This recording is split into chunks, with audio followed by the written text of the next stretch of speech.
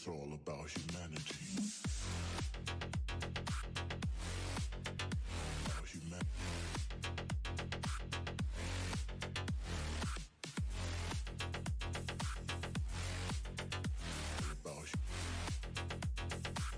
It's all about humanity.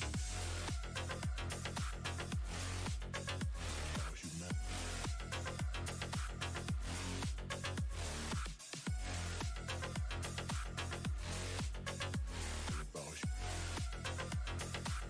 It's all about humanity.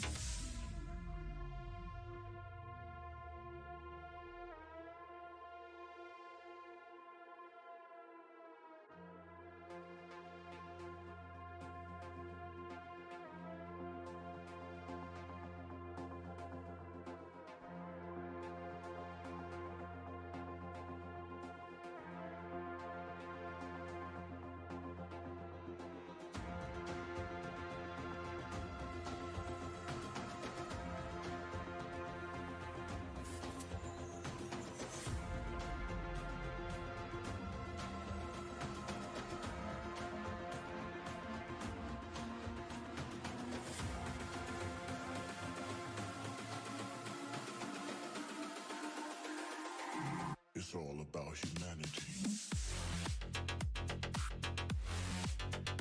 About humanity.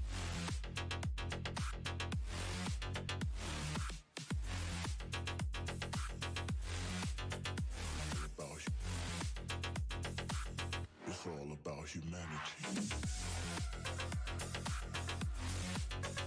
About humanity.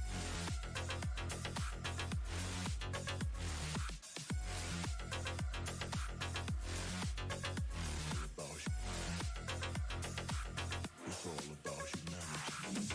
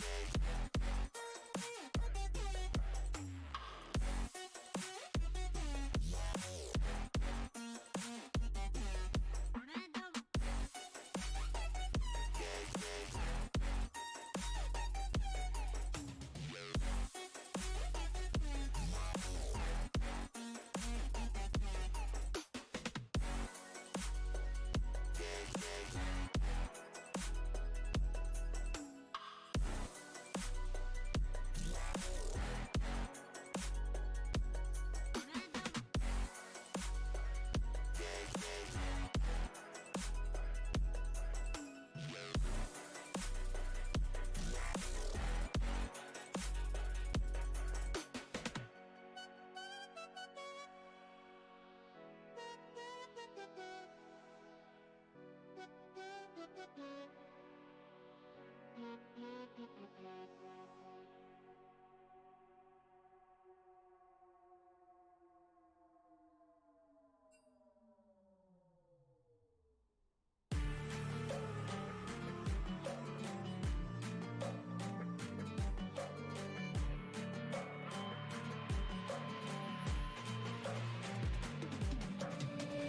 we are one grain of sand in the middle of the ocean, can you try to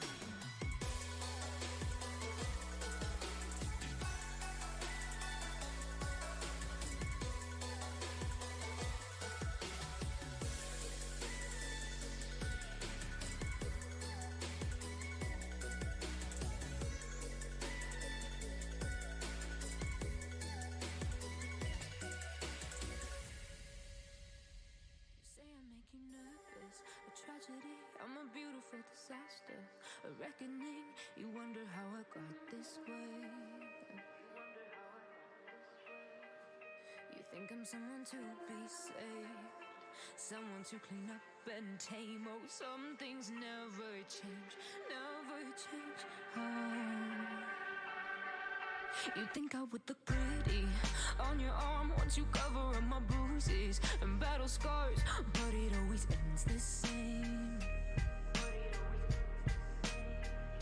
Can't bear the things I've had to face, got you crying on your knees in pain. Oh, some things never change, never change. Oh, you'll break your back to make me feel again, suffocate to make me breathe again, lose your mind from endless pain. Some things never change, never change. Oh, redemption never came. I stopped asking for forgiveness, cause you should know only fools tread where the angels fear to go, but you keep trying to get too close. Save myself by turning into stone, so save your judgment cause you just don't know. But some things never change, never change. Oh, they say I should feel guilty and change my ways, leaving crumpled bodies in my wake. Swear I didn't mean to make them break, swear I didn't mean to make them break. But they're so delicate and so mundane, and they keep coming like a moth to a flame. Oh, some things never change, never change. You'll break your back to make me feel again, suffocate to make me breathe again, lose your mind from endless pain. Some things never change, never change. Oh, redemption never came. You make me move, you make me dance, you make my heart beat super fast. You lift me up, you make me laugh. Baby, you're the best I ever had. You're the best I ever had. You're the best I ever had. Best I ever had. You're the best I ever had. Best I ever had. You're the best I ever had. You make my heart beat super fast. Super fast. Super fast. You make my heart beat super fast.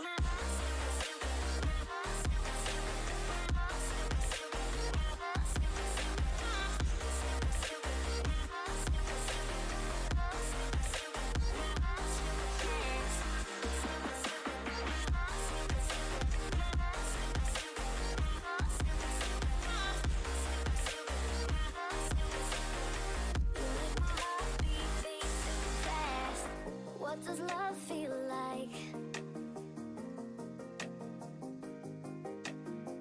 What does love feel like? You're the best I ever had. You're the best I ever had. Best I ever had. You're the best I ever had. Best I ever had. You're the best I ever had. You make my heart beat super fast. You make my heart beat, you make my heart beat, you make my heart beat super fast. You make my heart beat super fast.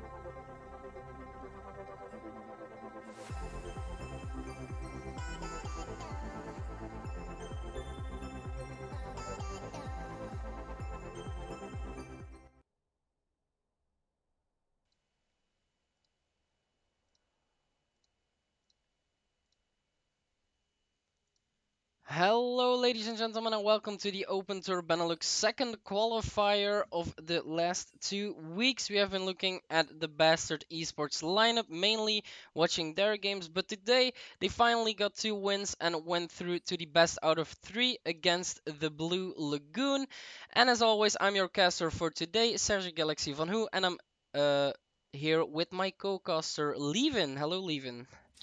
Thank you. Welcome to the stream, everyone.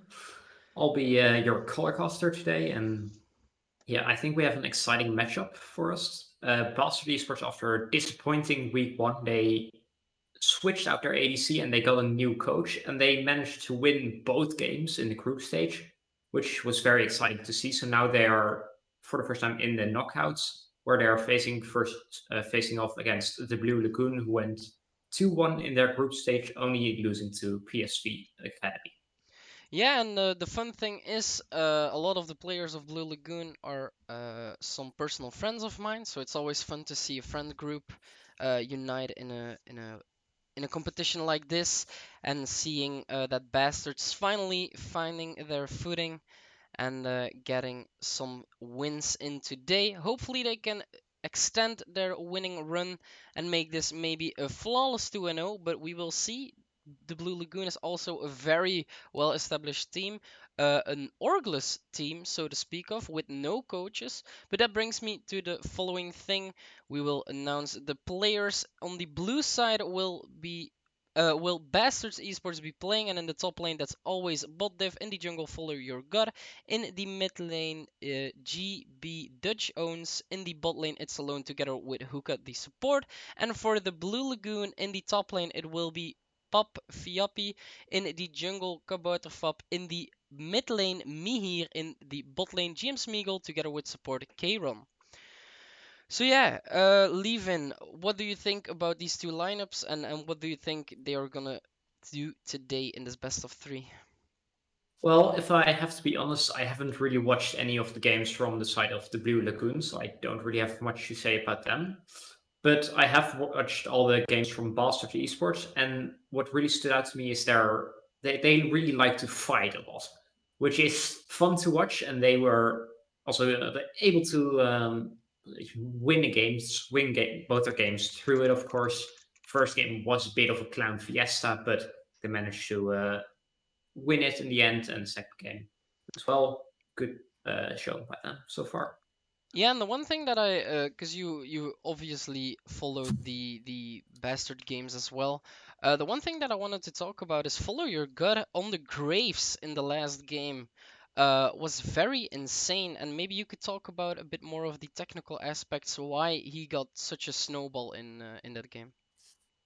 Well, Graves, of course, normally you see him as a farming champion, but because of his E passive, where he can stack up a lot of armor, he can also be quite strong early game, and because of that, win quite a few fights, especially at crap.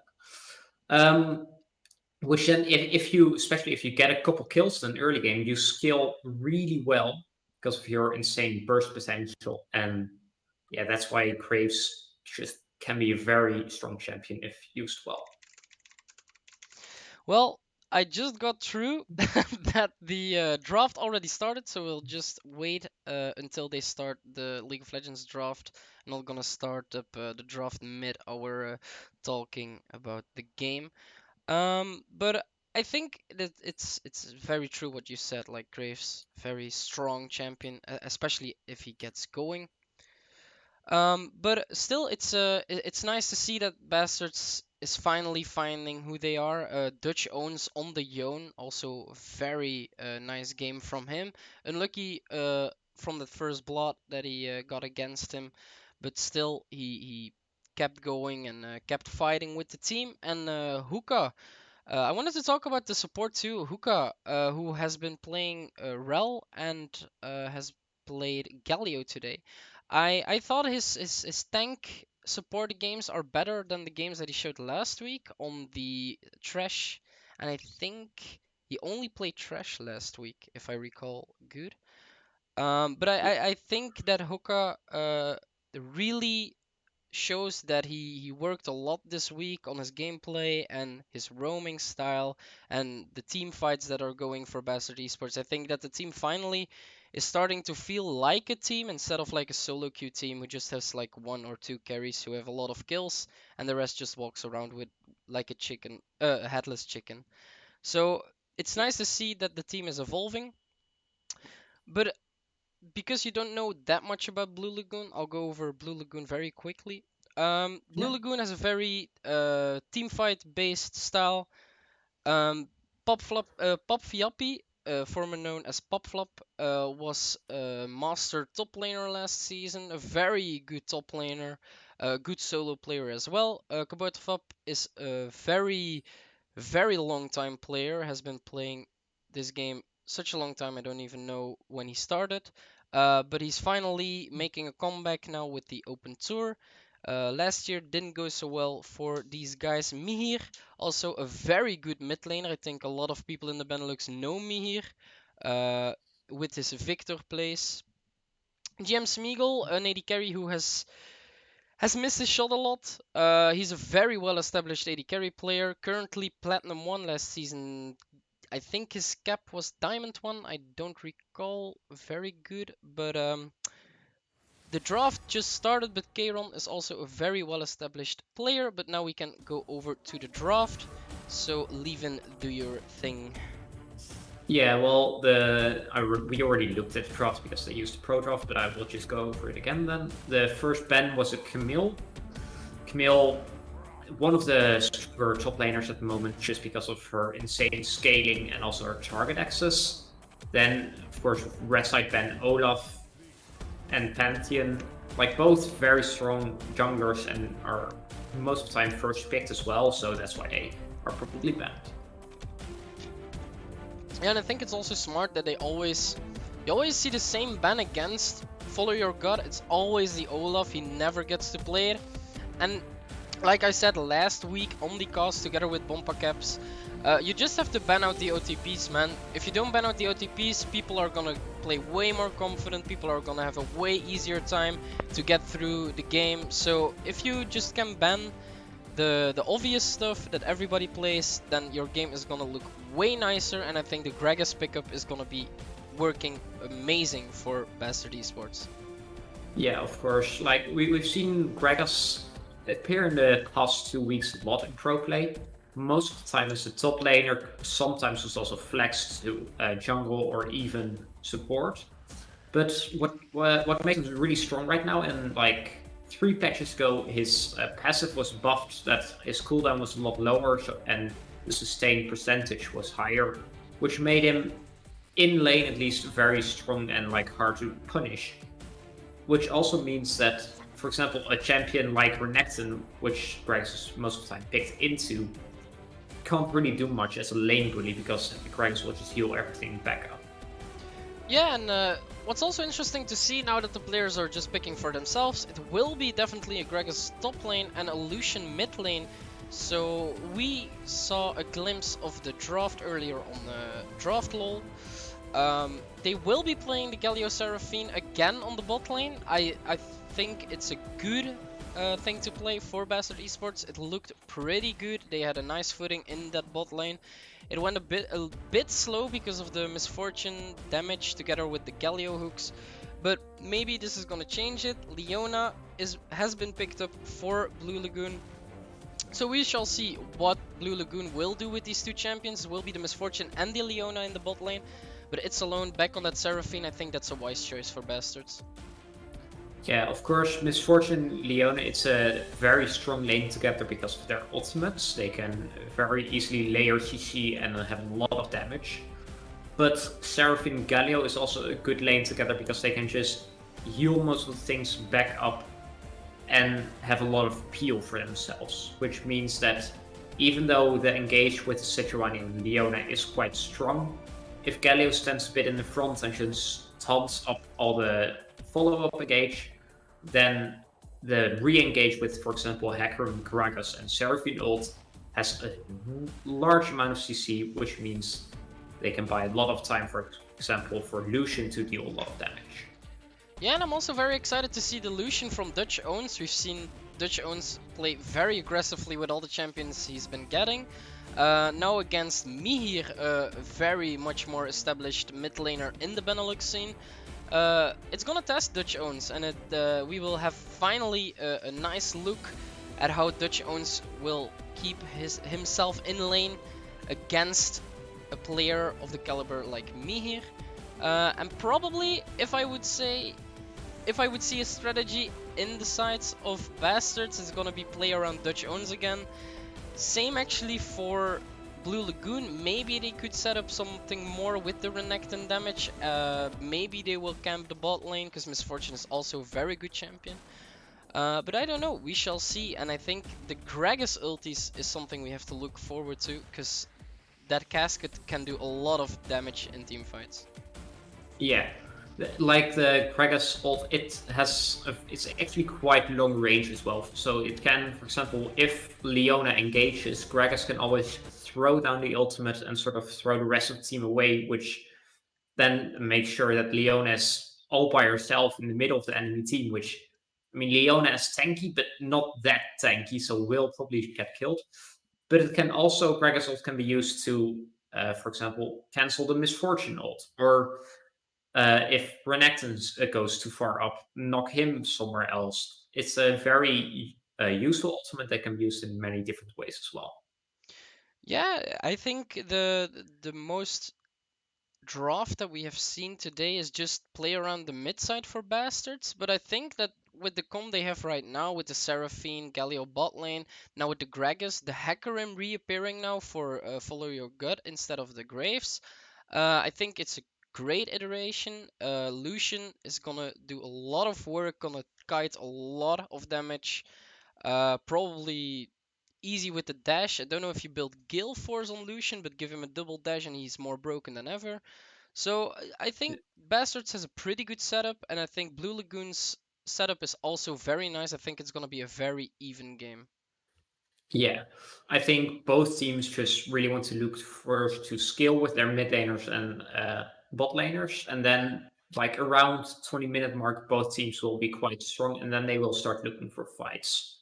Which, yeah, like it's gonna first of all, like the side of the Blue Lagoon, they have a lot of long range engage, but then the side of Bastards has a lot of disengage. So it's going to be interesting to see how both these two teams are going to fight it out.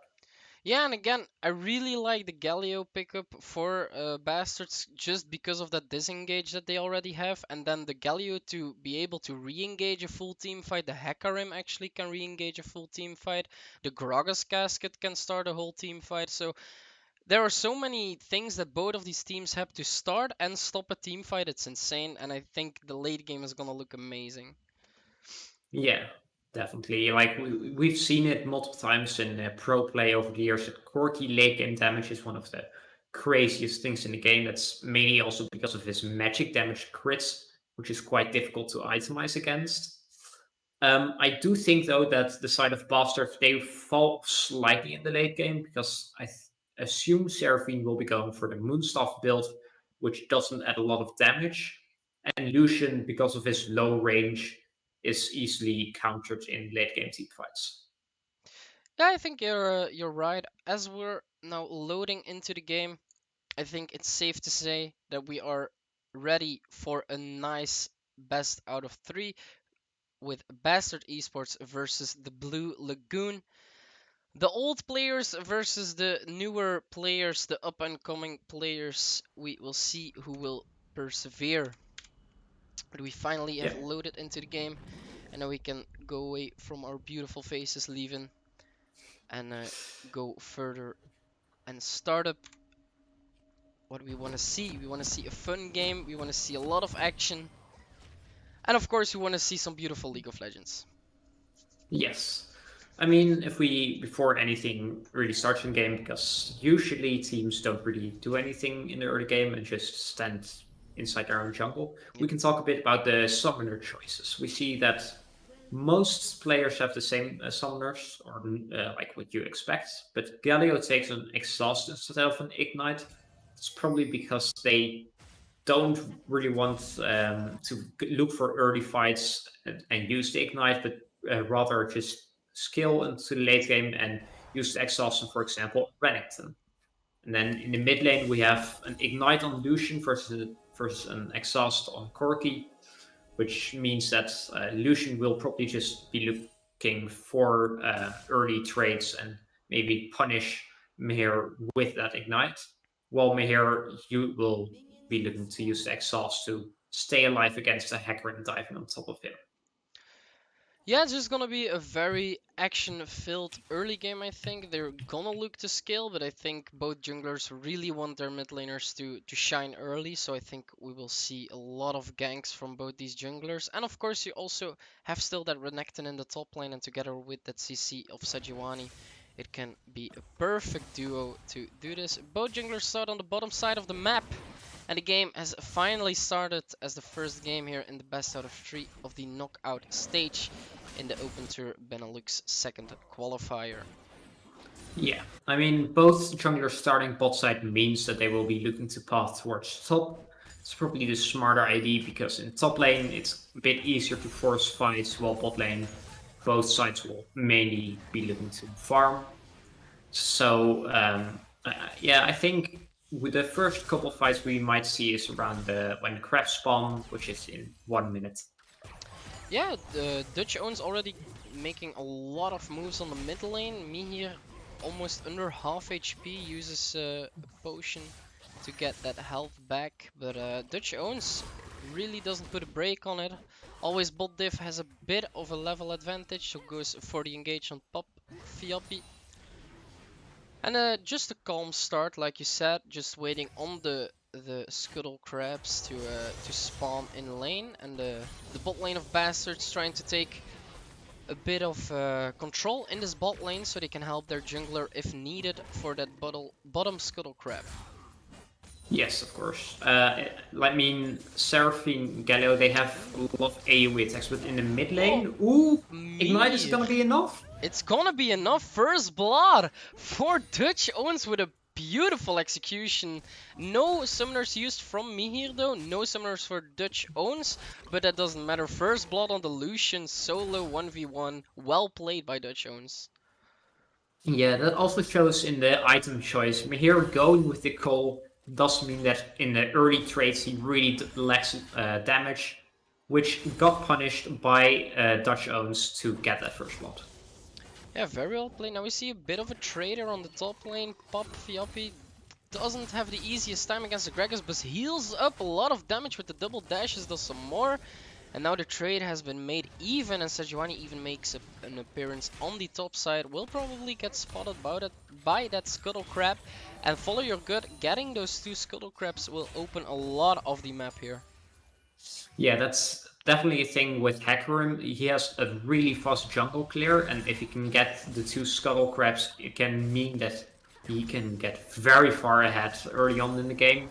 Because Sejuani, while Sejuani is a very strong ganker, she's not the best at clearing the jungle fast. Yeah, that's certainly true. Sejuani now behind like 10 CS. And Fiopi going for the trade again. Always bot div trying to trade a bit out, getting that grass proc, but not enough. Fiopi getting the better end of the trader in the top lane. And always bot div is gonna have to play a bit less aggressive. I think you don't win those trades against a Renekton with full Fury stacks. So maybe he needs to chill down a bit, but the farm lead is there for the top side. And in the bottom lane, it's a little farm lead, not that much, and not that big of a gold lead to say anything in this game. Yeah, definitely. We saw early on in top lane that always bot div caught the early push. That is also mainly because of the early damages which a Gragas has. But when Gragas runs out of mana, he can't really do much. And Renekton does not have a mana bar, so he can always just continue trading even if he's already traded multiple times. Yeah, and the Ocean Drake now spawned on the Summoner's Rift, so no Ocean Soul for this game. But always a nice dragon to fight over here in the early game. But it looks like Yeah. Bastards is finally going for the first Drake in like 5 games that they played in the Open Tour, so that's nice to see that they evolve a bit. But Dutch Ooh. Owens goes here for an engage, but the exhaust is enough. Dutch Owens probably going down here. Kabouterfap with a perfect counter here on the mid lane, but the Dragon will still go to Bastard Esports. Yeah, definitely. We saw Dutch Owens, he went a bit too aggressive. He only had vision on his bot side river, which means that if he would go in, Kabouterfap just had a free gank right there for him. And Dutch Owens, after using the summoners for the early first blood, had no way out after dashing in, which resulted in a first kill for the Blue Lagoon. It was very perfect timing here for Blue Lagoon, but now Puffy doesn't do a lot of damage now with that Bramble Vest finished on Gragas. It's gonna be a lot harder to sustain in this lane for the Renekton. And it's a nice early item pickup here from the Gragas. We see both junglers in the top side river. Kabouterfap waiting here in the Tri bush and Puffy trying to get an engage going. And now we see Hecarim instantly moving to the top lane. Nice flash by bot Div. And using that ult to disengage, but I don't think that was necessary, because here is Follow Your Gut. Nice engage here, and going for that kill. It's gonna be a kill for the Hecarim. A nice ulti to follow up with, and Puffy in problem. Doesn't know what to do, flashes away, and a double kill for the jungler of Bastard Esports. Well played by the top laner and the jungler. Yeah, at first it looked quite bad there for always Dave being sandwiched in between the jungler and top laner from the Blue Lagoon. But he managed to flash away and could then use his ult to disengage the fight. That was also the time when Follier got back into the fight. And with a nice E from bot div, they managed to first secure the kill on Kabouterfap, who was a level down on Follier God, and then used the Hecarim ult to chase down Puffy. Yeah, very well played here by the jungler and the top laner. But now we will see a return gank here on the top lane. And Puffy probably is not gonna survive this one. Tries to use the alcove to maybe get some more footing going, but he's just dying here over and over. Boldiv doesn't join the fight, doesn't have mana, and a nice pair of dodges to get out of that situation, and gets away by a tick of health. So very well played here by Puffy to get out of that situation. No mana on the Gragas, like you said, he can't do anything, so it was just a 1v1 there. Yeah, and it's also, even though Follier God has been farming well and already hit level 7, you don't really win in a 1v1 against Renekton. His base damages are really high, so if you don't have any resistances, you will just get bursted down. That's also why Follier God was quite hesitant to just go in and was trying to just bait out for the abilities from Puffy, but Puffy showing great patience. But now in the bot lane. On the bot lane we see here an engage, nice ulti from Sejuani, and the cleanse has been used. Hoka the support gets stopped by the Sejuani. Nice ulti by the Leona to get that kill on Hoka, but it's alone. Now maybe getting a kill for himself and an assist for Galio. Puffy maybe has some trouble here in the top lane when the jungler rejoins, probably going for a tower dive. No, they're not going for that. Too many minions, but well played on the bot side, still getting that return kill, and Kayron, of all people, picked up that kill, so that's not that nice to get that money, but Dutch Owens now getting ganked here by Kabouterfap, needs to run away, uses his flash, gets away safely, Plating gets picked up on the top lane, and the game is starting to go in Bastard's favor with that Shelly. Yeah, of course, because of the level advantage from Follower God, he was able to easily secure the Rift Herald, which he now uses to get more play to stop. But Kayron is roaming to the top lane to help out Puffy. That's probably because Follower God was topping for like a strong minute or two, which means that first of all, about Fab could just move around bottom jungle by himself, and Kayron, after dying, could move because he could still see where the enemy jungler was. Yeah, we see the Sejuani now invading the bot side jungle of the Hecarim, and that's probably going to be nice for the Sejuani because she's already so much behind. Kabouterfap not going to pick up another camp, just takes the chickens, runs away. 30 seconds for the Cloud Soul to spawn, so it could be an Infernal Soul or a Mountain Soul either way. this game, 50-50 chance. And I think if we look at amount of power this game, I think for Bastards it would be better if it's a Mountain Soul, and for Blue Lagoon if it's gonna be an Infernal Soul. Of course, Mountain Soul would be nice for both of these teams.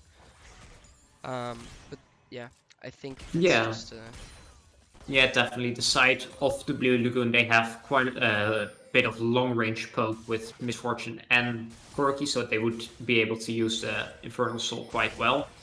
I also think that indeed Mountain Soul would not be too bad for them because of, for example, Leona, whose W skills like an insane amount with the Mountain Soul. But and also Sejuani's passive can bring him what, but now in the mid lane? you get a nice catcher on Pop Fiapi, and the full culling hits here on Pop Fiapi. Doesn't get the kill though. The killing blow is not enough, but Mir is now here on the top side. Always bot div is in trouble, needs to get away from this Corki, but the turret's gonna finish it. Does enough damage to get the kill, and a free kill for Mir on that Corki is gonna feel amazing. Manamune already in his possession, so that's gonna be stacking up quite nicely. Yeah, always, but they've probably thought that Mihir would be bot side because the Blue Lagoon was taking the Drake. But instead, Mihir ran top with his package and used his package first to clear the wave behind Always Bot Dave, and then also sort of lay a trap against him, so Always Bot Dave just really didn't have a way out, and which meant he died to Mihir. Yeah, Mir is getting a lot of gold from this. Now 1000 gold lead in charge of Bastard Esports. That doesn't mean a lot, it's just 1000 gold. Drakes are even, first third hasn't even been dropped yet, and kills are pretty even too. In terms of win condition, I think Bastards is in a bit of a better position because of the 2-0 Hecarim, because Hecarim is a very strong champion at the moment. But still, the scaling of Blue Lagoon is high and will be scaling a lot, and especially after this gank, if Dutch Owns gets a kill here, very nice CC chain, the ulti comes out and Dutch Owns gets a freebie from his team. What a play from Bastard Esports, getting that easy pickup, 2000 gold lead now in the hands of Bastard Esports. Yeah, there we saw Pop Fiapi. He was a bit too far up in the lane while the rest of his team was looking topside. So it was an easy punish for Bastard Esports to get that gank down. But now Always Bot has to look out, but actually wants to go in. Fuller God is going with the charge and nicely on ult to stop it, but the Seraphine ult gets stopped because Fuller God pushes him out, but still the CC chain is there and Kayron is gonna go down. Fuller God gets his first kill of the game, and Mir is still here with the damage. The Galio ult comes in, Pop Fiapi here in the back, nice knock up, and the ult of MF gets cancelled by the CC. Pop Fiapi is in trouble, but no, it's alone that goes down. The turret gets picked up in the bot lane by Dutch Owns, but still the chase is on by Blue Lagoon and the damage is getting done. Pop Fiapi gets knocked up, and Hoka, the support, maybe gets away with the flash. It's enough, no second dash for Pop Fiapi to get back in, and what a nice fight by both teams, but Blue Lagoon get the better of it. Yeah, there we saw, even though Hecarim is still very strong, he was looking for the engage, but there was a bit of miscommunication with its alone, which meant that the ult from Seraphine actually did not hit anyone, which is a lot of combat power lost. Then Follow Your God was kind of alone and had to kite back after killing the first target. But then with a Galio then Ray could go back in. But Pop Fiapi on the backline was able to buy a lot of time, and with a nice flash and cleanse from Smeagol, he was able to get away from bot div to continue dealing damage. And what a nice timing, 4 seconds on Shelly here, and Bastard Esports is very close to it, especially just in the pit, to be clear. And yeah, Kaboutfop notices this and just says, okay, I'll just give the Shelly up for free, and we'll scale further anyway. 1 minute on the Infernal Drake, so I guess we'll see a bloody fight over there. Lucian just pushing through the top lane, and 2 turrets now picked up for Bastard Esports, 1 for the Blue Lagoon. Yeah, definitely. There is a 3k gold lead already, which is quite a lot, especially since you have that Seraphine in the bot lane, which Usually, when you have a Seraphine, you put a bit less resources down there and fall behind in gold, but we'll be able to get it back through the support item scaling. But with the gold lead, Seraphine can be very scary because of the earlier item spikes coming in. Yeah, the Seraphine is gonna be huge, I think, and that ulti is so disruptive. I'm just waiting for the fight that they're gonna have at Dragon, but maybe we'll see a cheeky play from Follow Your Gut. Hoka gets spotted here by Kabouterfab, but it's alone, and Dutch owns are also close. But we see Papfiapi also staying close to support the team. Maybe we'll see a cheeky engage going here with the Leona ult going down. Solar Flare, a nice ult from Seraphine, but Follow Your Gut goes down, and Dutch owns doesn't do enough damage to get a kill here, but Mir probably going down now by the Ignite. And that's it for me here, but now Dutch owns and always bot div are fighting alone. Papfiapi trying to get rid of Dutch owns, but the damage is enough to get a kill on always bot div. Another kill here for It's Alone now on the Sejuani. It's even footing for both teams. Chiron needs one more shot and should go down. Papfiapi goes down here in the end. GM Smeagol gets down by a double kill of Dutch owns, and now they're going for the chase. Chiron is in trouble, but he probably can't go anywhere. One more shot and a triple kill for the mid laner of Bastard Esports. And they'll probably go for the dragon, because Kabouterfab is still down for 4 seconds. So that's a free dragon for Bastard Esports. What a fight. Yeah, well, it looked very good for the Blue Lagoon in the start of the fight with a nice engage onto Hecarim. The Galio taunt plus a Hecarim Fear bought a lot of time while Dutch Jones was using his culling to do a lot of damage. They end up losing Follow Your Gut and Hoka early on in the fight, but because they already did so much and stalled quite a long time, always bot they've managed to get onto the backline, and together with Dutch owns and its loan, they were able to clean up the fight, resulting in a lot of kills for Dutch owns. Yeah, it was a very, very well executed fight by Bastards, and I'm very happy because how further we get into this game and how further we see Bastards play today, they just keep improving on how they play as a team, and it's so nice to see. Yes, we still see some communication problems between AD carry, between jungle sometimes, but it doesn't mean that the team isn't good. It's Alone is a player who came in on Tuesday as a new player for the Bastards lineup, so there's still a lot of things they can improve on together. But to show that this team is already this high in performance and just keeps on growing while they are playing is just amazing to see. Yeah, especially also after today's first game where it looked really rough and was mainly Dutch owns getting a lot of kills and being able to carry his team in a late game while the rest of his team was just diving in and dying all the time. Seen engage here again. Kabouterfab uses the ult, but a nice Seraphine 4-man gets a lot of disruption in this fight, and the knock-up, the flash in from Hoka, the knock-up is enough, the damage is already done, and the Blue Lagoon loses this fight, but Mir joins in the fight, gets another kill, but here's the calling from the Lucian, gets another double kill for himself, and what a team fight, ladies and gentlemen. Always Botif with a beautiful casket to do a lot of damage here, the beautiful flash forward from Hoka to just change the whole fight around again, and Mir got one kill but instantly got popped by Dutch owns. And again, what a fight by Bastards. Yeah, that fight started out as a 4v4 with a very good Seraphine ult followed up by a Hecarim ult, then a Gragas ult, and then a Galio ult, and they all hit. But they couldn't really kill anyone because they lacked a lot of damage. They got one kill, but then Mihir came into the fight, managed to pick up a kill of his own. But then Dutch owns came from the red side jungle and finished the fight off. Yeah, it's very good to see that like we've been talking a lot about Dutch Jones and how he's super good today and how he's overperforming. It's Alone getting caught up here though. Could make some problems. Dutch owns is close, but I think It's Alone is just gonna give himself up and give a freebie over to GM Smeagol. But what I was saying, it's nice to see that we see the whole team also performing. Dutch owns didn't need to be in that fight, but he came there just in the right moment when Mihir joined, so it was a 5-on-5. It was a beautiful fight by Bastards to start with in that 4v4, and then when both of the carries of both teams joined, it was an even more beautiful fight. So that's amazing to see that the whole team is also growing.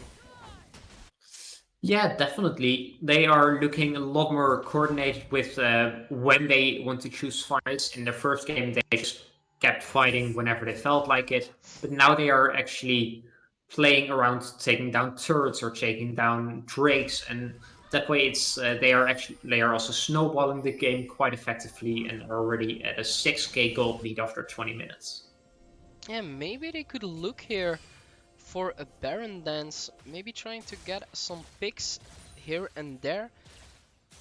Fully got a hookah and Dutch owns now walking together, starting up the Baron though.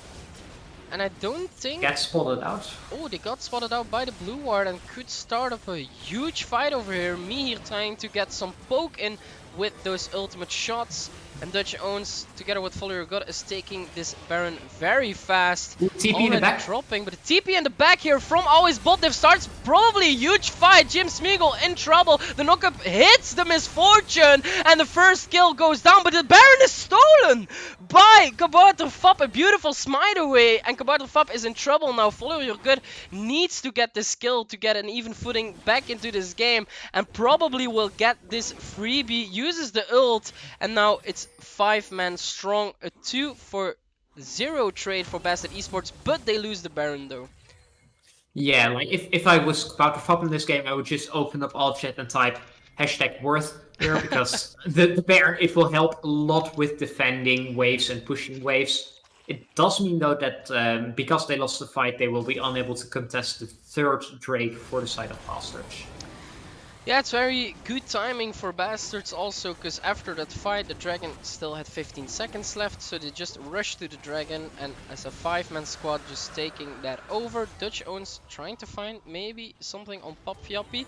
We see her an engage maybe going, follow your gut, walking straight in, but no, they are just gonna back off, play it safe, maybe reset together, because they had just a long fight and a long event, so... Probably just blowing off some steam, resetting their mindset, waiting out the Baron buff, and then probably push further into this game and extending their lead. That's already 5,000 gold. Yeah. It does mean though that their gold lead has come down quite a bit. Ooh, engage. Ooh, nice engage here. The Solar will do enough, but here we see Dutch owns trying to get a culling going. We see an engage from Kabarter Fap also forcing the flash. Dutch owns needs to get out, but a nice CC chain gets a shutdown here on the Misfortune, and maybe the fight has been turned. The casket pushes away the Sejuani, and no kills here for Bastard Esports as they are being outnumbered by the Blue Lagoon, going for that first mid turret now, getting their second turret of the game, and Blue Lagoon definitely found something back in this game. They don't want to go out of this game without a fight, and they're making it Bastards way harder than we expected.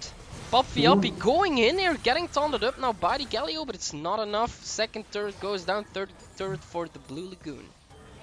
Yeah, it all started out with Follier God going for a Raptor camp while he was spotted by a ward, which meant that because there was no mid prio from the side of Bastards, the Blue Lagoon could freely engage onto him with a nice ult coming from Kayron. And then it was Dutch owns who thought, okay, well, I will trade some damage. But then Sejuani was right next to him and he had to flash out.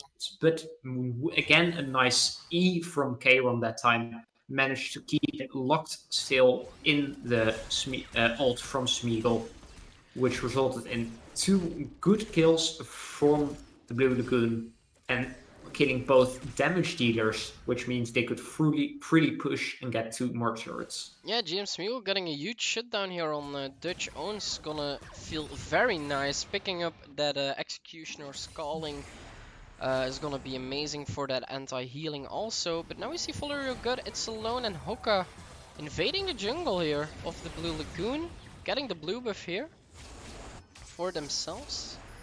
Yeah, there what the difference was, instead of going in alone from Follow Your God, he had his team behind him, which meant he could go for that quite greedy invade, in my opinion, and not get punished, because the peel and CC from It's Alone and Hoka is quite insane. So yeah, there's no way the Blue Lagoon could engage to follow your god. Yeah, of course, Bastard Esports is still ahead in this game, but it also feels like they could still lose it. Everything can happen. Of course, it's League of Legends. It's a beautiful game. We see Popfioppy going for something cheeky here. Doesn't get anything out of it though. A little bit of damage, but I think the Gragas is tanky enough to sustain a lot of damage of that Renekton. And just farming it up, just keep on scaling, and I think the Blue Lagoon as Bastards are just trying to scale right now. Yeah, definitely. I mean, I praised them 6 minutes ago because of their 6k gold lead, which has now gone all the way back to 2.5k. Mainly because the Baron's still giving a lot of gold and also the big shutdowns they got, which means that the Blue Lagoon is back in the game, right? Yeah, the Blue Lagoon is certainly still not out swinging. They just want to keep on fighting, and they probably just are trying to get a nice team fight. Last dragon will be spawning in 52 seconds, and then we will probably see a high quality team fight from both of these teams, because for Bastards it's a very important buff to get, but also for the Blue Lagoon they can't give it up. They can't just trade it for anything. But Baron is also spawning in at the same time, so maybe Bastards wants to trade the dragon for the Baron buff, but I don't think Yeah. that the Blue Lagoon could do that right now. Yeah, one very important thing to look out for right now is the flash cooldowns from Mihir and Dutch Owns, which means that they can both get caught out quite easily. Solar Flare has been used by the Leona. That's, I think, a bit too over-aggressive. They did not have a lot of vision, so they could just hit someone, but then it's always difficult to engage. Ooh, But nice Sejuani ult. Sejuani ult hits, and now we see Mir going in, but the Seraphine ult is too much. A shutdown goes down on the Corki. The Galio ult knocks up 2 people, and Bastard Esports finds their footing in this fight. James Smiggle goes down, a shutdown for Hecarim. Sejuani gets a kill on the Lucian, though Dutch owns is down, but the damage is still there, as It's Alone gets a double kill for himself, as Sejuani will not be long-lived here, as he will fall. Maybe gets away though, but the chase is still on. Always bot diff together with It's Alone chasing till the end of the world, and Kabata Fab goes down, and an ace for Bastard Esports and the dragon buff on top of it. Yeah, that was a very nice fight. It started off with a very nice snipe from Kabouter Fab, but Mihir was a bit too overeager to jump in with this package because all the CC was still on cooldown or off cooldown for Bastard Esports. So they could just use the Seraphine ult and immediately CC Mihir and kill him.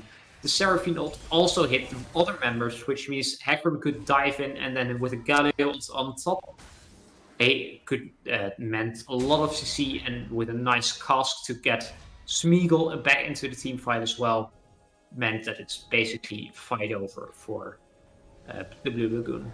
It was really a perfect execution from Bastard Esports. Very well played. The Seraphine ult did so much in that fight, like you said, and then the Hecarim just jumping in with the combo of the CC was just amazing. But Blue Lagoon now behind 4,000 gold. Yeah, it's looking dire, but it doesn't mean that Blue Lagoon can't fight. They still have the CC, they still have the bullet time of Misfortune, they still have the ult of Sejuani, so Bastard Esports can't get too confident right now, but they are certainly strong enough to get a bit overconfident. Popfioppy on the bot side with a teleport. Baron getting started up now for Bastard Esports. Sejuani spots it out with that control ward and that blue ward for a few seconds, getting some vision. And Kieran, GM Smeagol are close here. Bullet time could be used here to steal it. A nice ult from It's Alone to get a kill on Mir, but flashes out, gets away.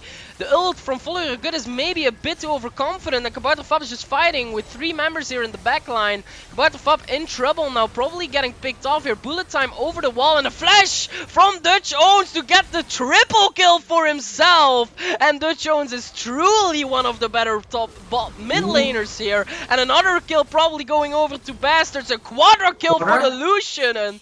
And maybe they will give over the Pentive Mir, so please Stu, but this game is basically over. Bastard Esports wins the first game in the best out of 3 here versus the Blue Lagoon. Yeah, they showed an impressive early game, getting very far ahead. Then the mid game was a bit rough. Oh, pentakill Nope. incoming! No, it gets stolen! It's the ace for It's Alone, and the shutdown goes over to Mir. A bit of stat farming, but the spectator bug happened again, so I'm just gonna leave the game. A very well played game by Bastard Esports. The Blue Lagoon had some nice ultis and some nice team fights too, but Bastard Esports game on top for this one. And I think that's it for now. I think we'll go over to a short break of 5 to 10 minutes, and then we'll be right back with the second game of the best out of 3 of Bastard Esports versus the Blue Lagoon. Until then, goodbye. Goodbye.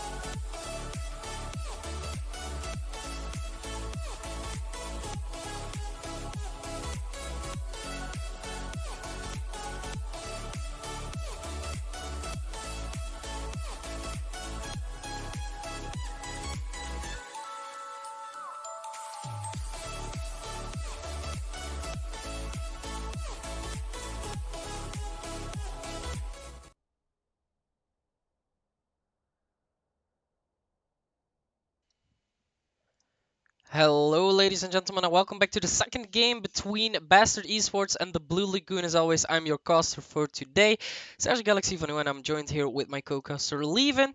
And we just came back from an amazing game from Bastard Esports, and maybe they can secure the whole series here, or maybe it will be a reverse sweep from the Blue Lagoons. But for now, the Blue Lagoons will be playing on the blue side and Bastards on the red side. Yeah, I think the blue side is a smart choice for the Blue Lagoon. That means they can focus more on target banning instead of having to ban away the priority picks.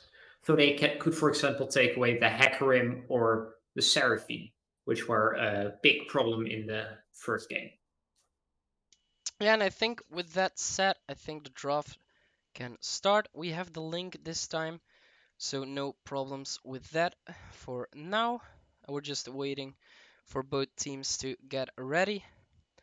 But what do you think? Do you think we will see the same bans and picks, or do you think Blue Lagoon will be banning away some picks we just saw? I think that we won't see the exact same picks. That Bastard will probably still be looking for the same type of team comp. But yeah, so they will probably go again for a scaling mid laner and a more supportive bot laner to help set them up. Yeah, we see the same bans coming out here from Blue Lagoon. They ban away the Olaf and the Pantheon like they did last game, and Camille getting banned away from Pop Fiapi because he is an amazing Camille player. And yeah, the Cassiopeia banned away from me here, so still some standard bans going on here. Yeah, definitely. And also the Kai'Sa third ban from the Blue Lagoon. Kai'Sa, strongest ADC at the moment, can only really be defeated by not playing ADCs and playing, for example, the Seraphine, which also gets banned away from Bastards this time. Yeah, Bastards don't want to give up the Seraphine. They know how strong it is. They play it themselves, so they probably don't want to give that away to players like Mihir, GM Smeagol, and Kayron, because they all three are very good players on those types of champions. But now we will see the first pick for Blue Lagoon, and it will be the Gragas pickup, so we see some different picks here coming out from Blue Lagoon already. And what will Bastards pick to answer? I think Gragas, while he is a very strong champion, first picking him is quite risky since he can be counterpicked in the top lane. So I think they picked Gragas more as a flex pick, so they could also play him jungle, mid, or even support. I think all three of those guys can really play a mean game of Gragas, and now it's Samira being picked up here for its alone. That's gonna be very interesting. I haven't seen a lot of Samira in this tournament, so I'm very excited to see a very flashy champion like that in the game right now. And Rel in combination with Samira is gonna be an amazing combination in that bot lane. Yeah, definitely. Rel with her knockups can really help Samira get ahead early on in the game. First picking Samira, I always think it's a bit risky since the enemy comp can pick a lot of CC and make your life quite miserable.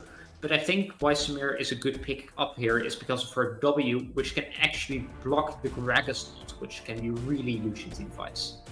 Yeah, Senna being picked up here still doesn't mean anything because Gragas can still go as a support. Senna could also go as support, so they have two flex picks now.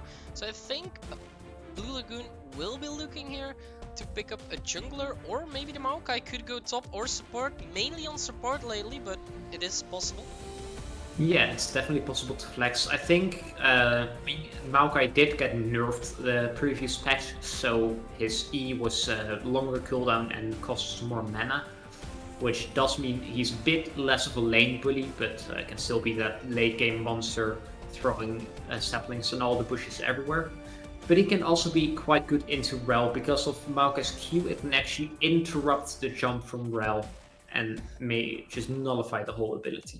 Yeah, Udyr getting picked up here now for Follow Your God. Very interesting champion, because we know Follow Your God likes to play the aggressive champions, and Udyr is definitely someone who just goes for the rundown. So I think it's a good pickup for you for Bastards. Yeah, definitely. They also immediately bend out the Zac. Zac can be one of those champions who can just like, okay, well, you want to run at me? I will just use my ult, and you fly away. Which is also kind of what Gragas does, but it is banning away disengage, which is really what Udyr does not. Yeah, we see here the Fiora ban now, also a very smart ban. They don't want to give Popfiop any of his comfortable champions, and maybe it's a Gragas top lane, we don't know. Maybe it's a Maokai top lane, we still don't know, but I think it's still smart to ban away the Fiora, because Popfiop really can shine on that champion. And now the Gnar ban away, also very good ban, because of the CC that's already been drafted by Bastards. I think they don't want to give any more follow-up CC. So the Malphite and the Gnar ban are very smart bans from Blue Lagoon. Yeah, and Gnar is also quite a strong champion into Gragas and Maokai because of his range and percentage max health damage on his W, which means he can really bully them in lane. We see Victor picked up by Bastards. It's probably because Dutch Honestly had really good showings on Victor early on in the day, and it's a decent line pick as well. Yeah, Victor is a very nice pick, but we need to know though, is this to challenge Mihir? Because Mihir is main champion and the champ he has the most hours on is Victor. So maybe it's a challenge of strength, maybe he wants to show that he's better on Victor, but Yone getting picked up here by Blue Lagoon makes a statement. They just want to go for the team fights with that Gragas, with that Maokai, a lot of CC. Senna can provide the heals, Yone can just go for the engage, get out again with his E. So very nice combination of champions already on the side of Blue Lagoons, but now we're waiting on what they want to pick here. Maybe it's a jungler, maybe it's a top laner, maybe it's a support, we don't know still. So it's gonna be an Akali, so it's gonna be the Yone or Akali on the top lane. That's interesting. I really feel like, I mean, Yone and Akali, they're strong champions, but they can also be punished quite easily by Rel and Udyr because of Rel's ult. It can literally just pull Akali out of her shroud and bring her into stun range with the E. And Yone actually sort of has the same problem where if he goes in, Rel can CC and pull them away. We see Urgot now as the last big top.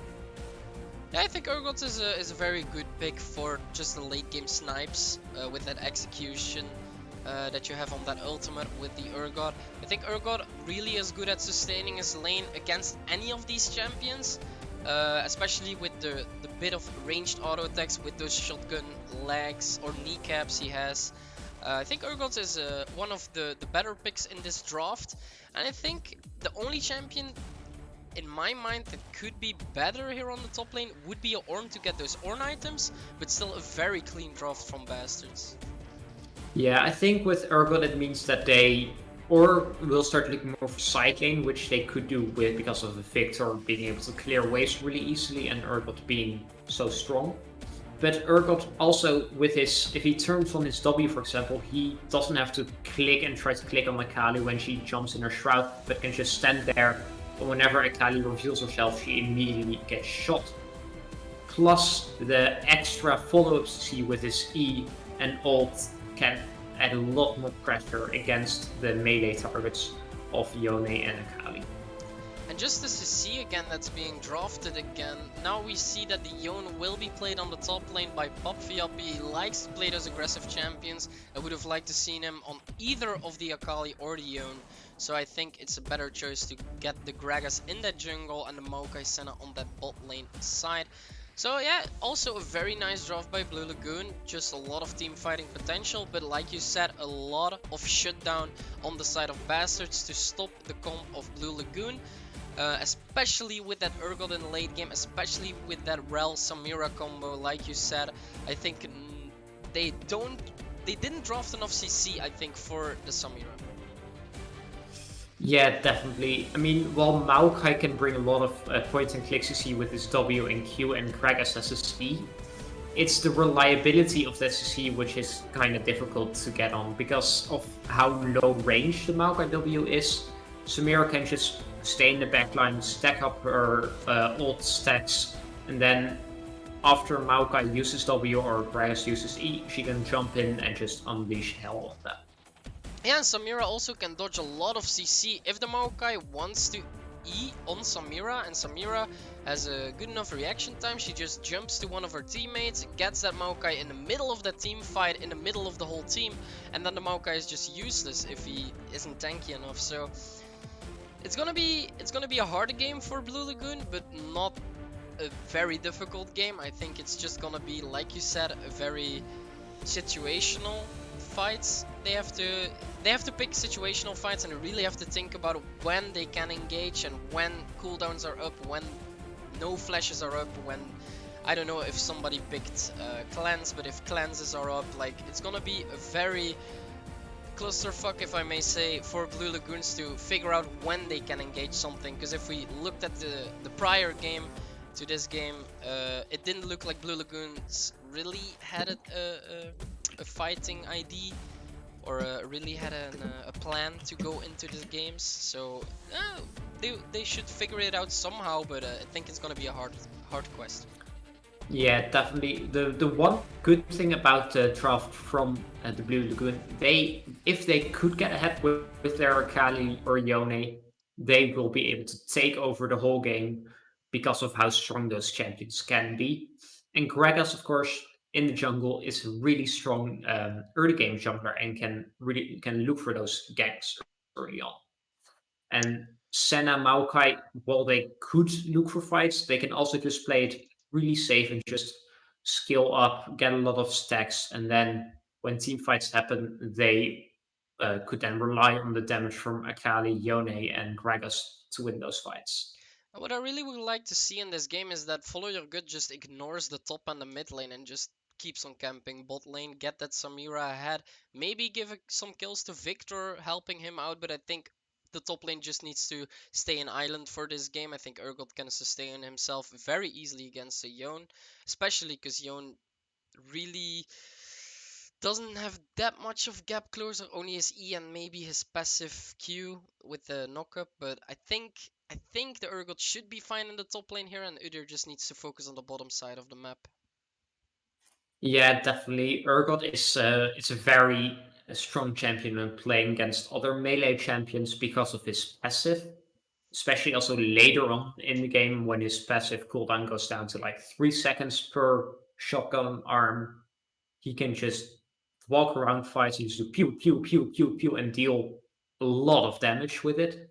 Early on, Yone is quite strong with his W, granting him a shield as well. But I think later on, game goes, Urgot will be stronger than Yone, especially in the side lane.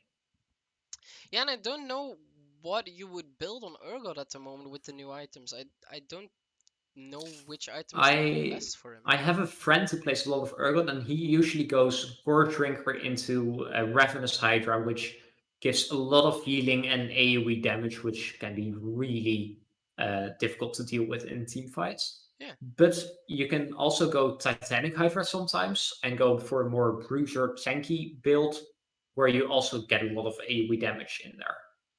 Yeah, I think that's probably the right thing to build. I was thinking more about a Sunfire cape, but then I guess I'm just in my mind I go with tank Urgot, but I guess Urgot isn't that big of a tank. He's also a damage dealer. So we will Yeah. see. Senna can also take over this game if she gets a lot of stacks. When she passes that 75 stack mark, it's just going uphill for the Senna. She infinitely scales, and if Blue Lagoons can somehow get this game longer going than 35 minutes, I think Blue Lagoons certainly has a chance to turn this game around.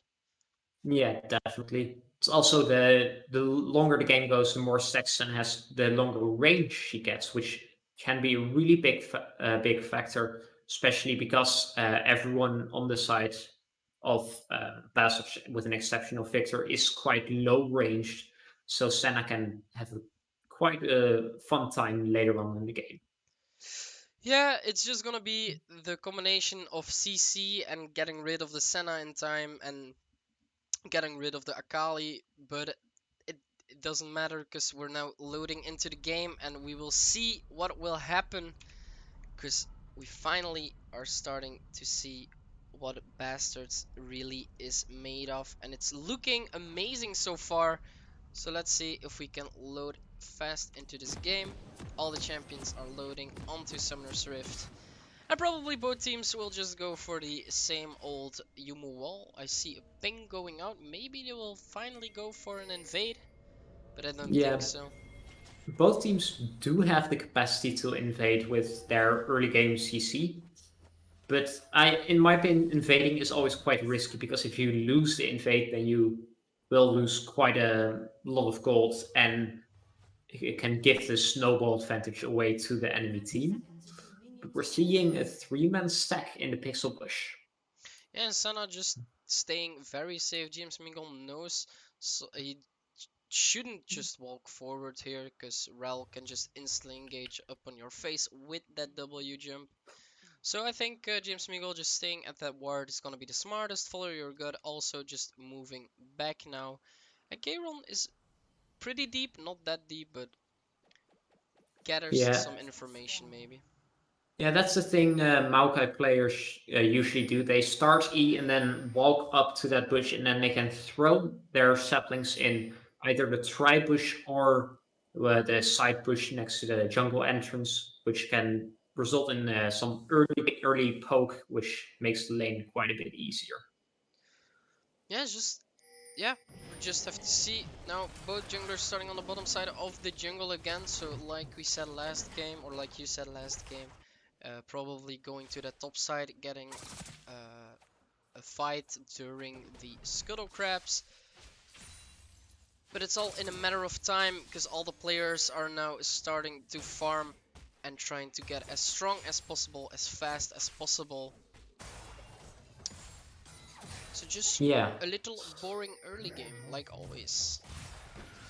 yeah, I think we won't really see any action again until the skull crab spawn, because that's when usually junglers will look to maybe fight a bit just to get an advantage.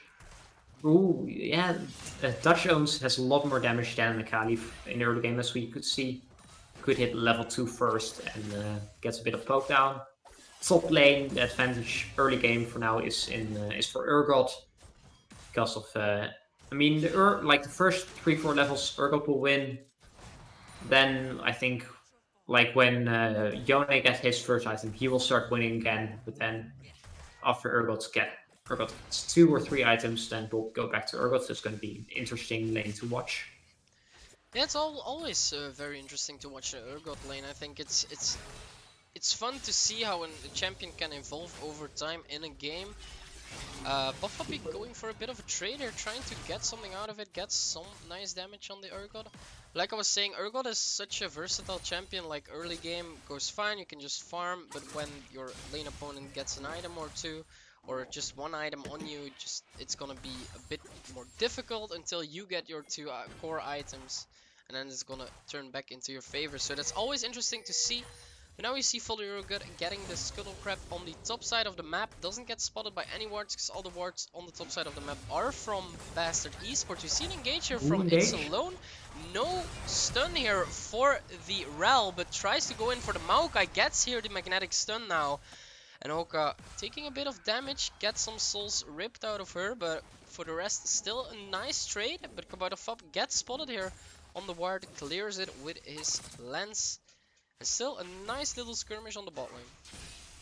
Yeah, like I think if It's Alone just waited a bit longer with using his E so he could follow up on the engage from Hoka, could have turned definitely into their favor, but for now it was just a bit of trading, using their combos and then bopping back. Yeah, it would have been nice to see if when It's Alone jumped in, Rel just used the magnetic stun, but it didn't go through.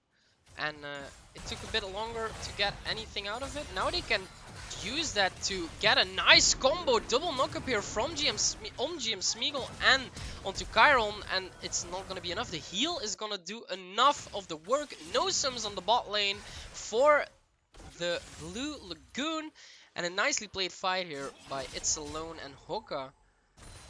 So nice to see that they are getting a lot of momentum in this lane before the first dragon spawns. 10 seconds to go on the Infernal Dragon. The Kabadofab is roaming down, maybe is gonna get spotted out. And Dragon now joins us on the map. Yeah, there we saw that Smeagol like keeps walking a bit too far into the dash range for Samira. Samira can just jump in and then use her Q auto attack combo, which can provide quite a bit of burst. But now fight coming in. Hoka needs to jump out. Follow your god is super low. Needs to flash out here. The flash from Kabuto Fab to follow up here. And Hoka has some problems here. Needs to use the stun. JB goes in back. Hoka can't go anywhere. First blood goes over to the bottom laner, GM Smeagol. But a kill also goes over here to Dutch Owns. Now a nice slow trap.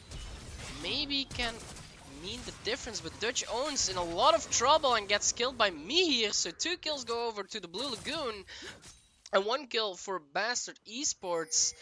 And 2 of the carries of Blue Lagoon already got a kill, and that's it's looking very nice for the Blue Lagoon. Yeah, I think there Follow Your God followed his own god a bit too much. He thought he was tankier than he actually was, so he got burst down quite fast. Now TP? That is Dutch Owns going for a very weird play here. We see always Bobdiv joining the fight, but will it be enough damage though? Follow Good has some trouble surviving here. And Follow Good needs to run away here, almost dying. Akali gets finally the kill. 2 kills going over to Bastard Esports. Mir in some trouble, need to run away. Gonna probably give the kill to It's Alone. And those are some nicely picked up kills by Bastards going for that fight. Only Follow Your Good dying there. But yeah, Follow Your Good is it's getting a bit weird that he's going for those engages, but I guess he wants to get some more for his team. It's Alone picks up a kill for himself, and Urgot even gets a kill with that execute ulti. So that's nice to see that Bastard gets something back. Yeah, definitely. Urgot ult can be really huge in team fights, especially if they are a bit chaotic, because of that's the thing a lot of people forget. When he executes an enemy with his ult, he actually gets a large area effect fear, which in that team fight you saw, like, it feared almost everyone, which meant that Bastard Esports could easily pick up a few more kills. Yeah, now looking at the next dragon, it will be the Cloud Dragon, so no Cloud Soul today, but it could be an Ocean Soul or a Mountain Soul. I think I prefer the Mountain Soul in this game overall, because Ocean Soul is just a bit overpowered in my opinion. Yeah. But yeah, we'll see what we'll get by RNGesus. So. Yeah, Ocean Soul I think for both teams could be very insane because of their ability to take a bit of a fight, then kite back and fight again. But now in the mid lane... Twitch Owns getting ganked here. Kabuto Fab trying to set something up. Follow Your God is close, but is on the wrong side of the wall. Ul drops down. Nice knock up here by Hoka. And here comes a stun now. Senna gives him the shield he needs. But probably Samira will finish the deal, getting the damage and probably getting a freebie by his team. Samira is just getting everything here, and Shelly is probably gonna get started up here by Bastard Esports. They did the rotation already with the Urgot going bot lane. So very nicely played, very good game sense by Bastard Esports here. The only unlucky thing is that Dutch Owns really already died 3 times, so he's not being that much value for his team. Not getting his upgrades early enough, because you really need to farm those minions to get upgrades or kills or assists. Because Victor changed a bit, now you can only upgrade through farm and stacking, and no more through top lane? the stuff. Pop Floppy in problems, trying to go for a beautiful ult, gets her double knockup. Samira getting the ult here, trying to shred the Yone, but here is Kabuto Fab together with Mir, getting a shutdown now on that Samira, and Follow Your Good can't do anything. A triple kill probably going over here. No, it's gonna be too late. And Follow Your Good can run away safely. Double kill now for the Akali, looking scary here. Yeah, definitely. There, I mean, it looks first good fight for Bastards getting onto Pop Viapi, but with a nice movement going into the alcove and then ulting out on top of It's Alone, meant that It's Alone really had to just run away. But then when Gragas and Mihir came up because how fast they are with the Predator, the fight was just lost. It's Alone and Hoka had nowhere to go. Follow Your God tried to come in and help, but almost lost his own life for it. Yeah, Bobfiapi with a beautiful ult there turning that fight. Members of the Blue Lagoon who are just at the right moment, at the right time there, and they just get some free kills.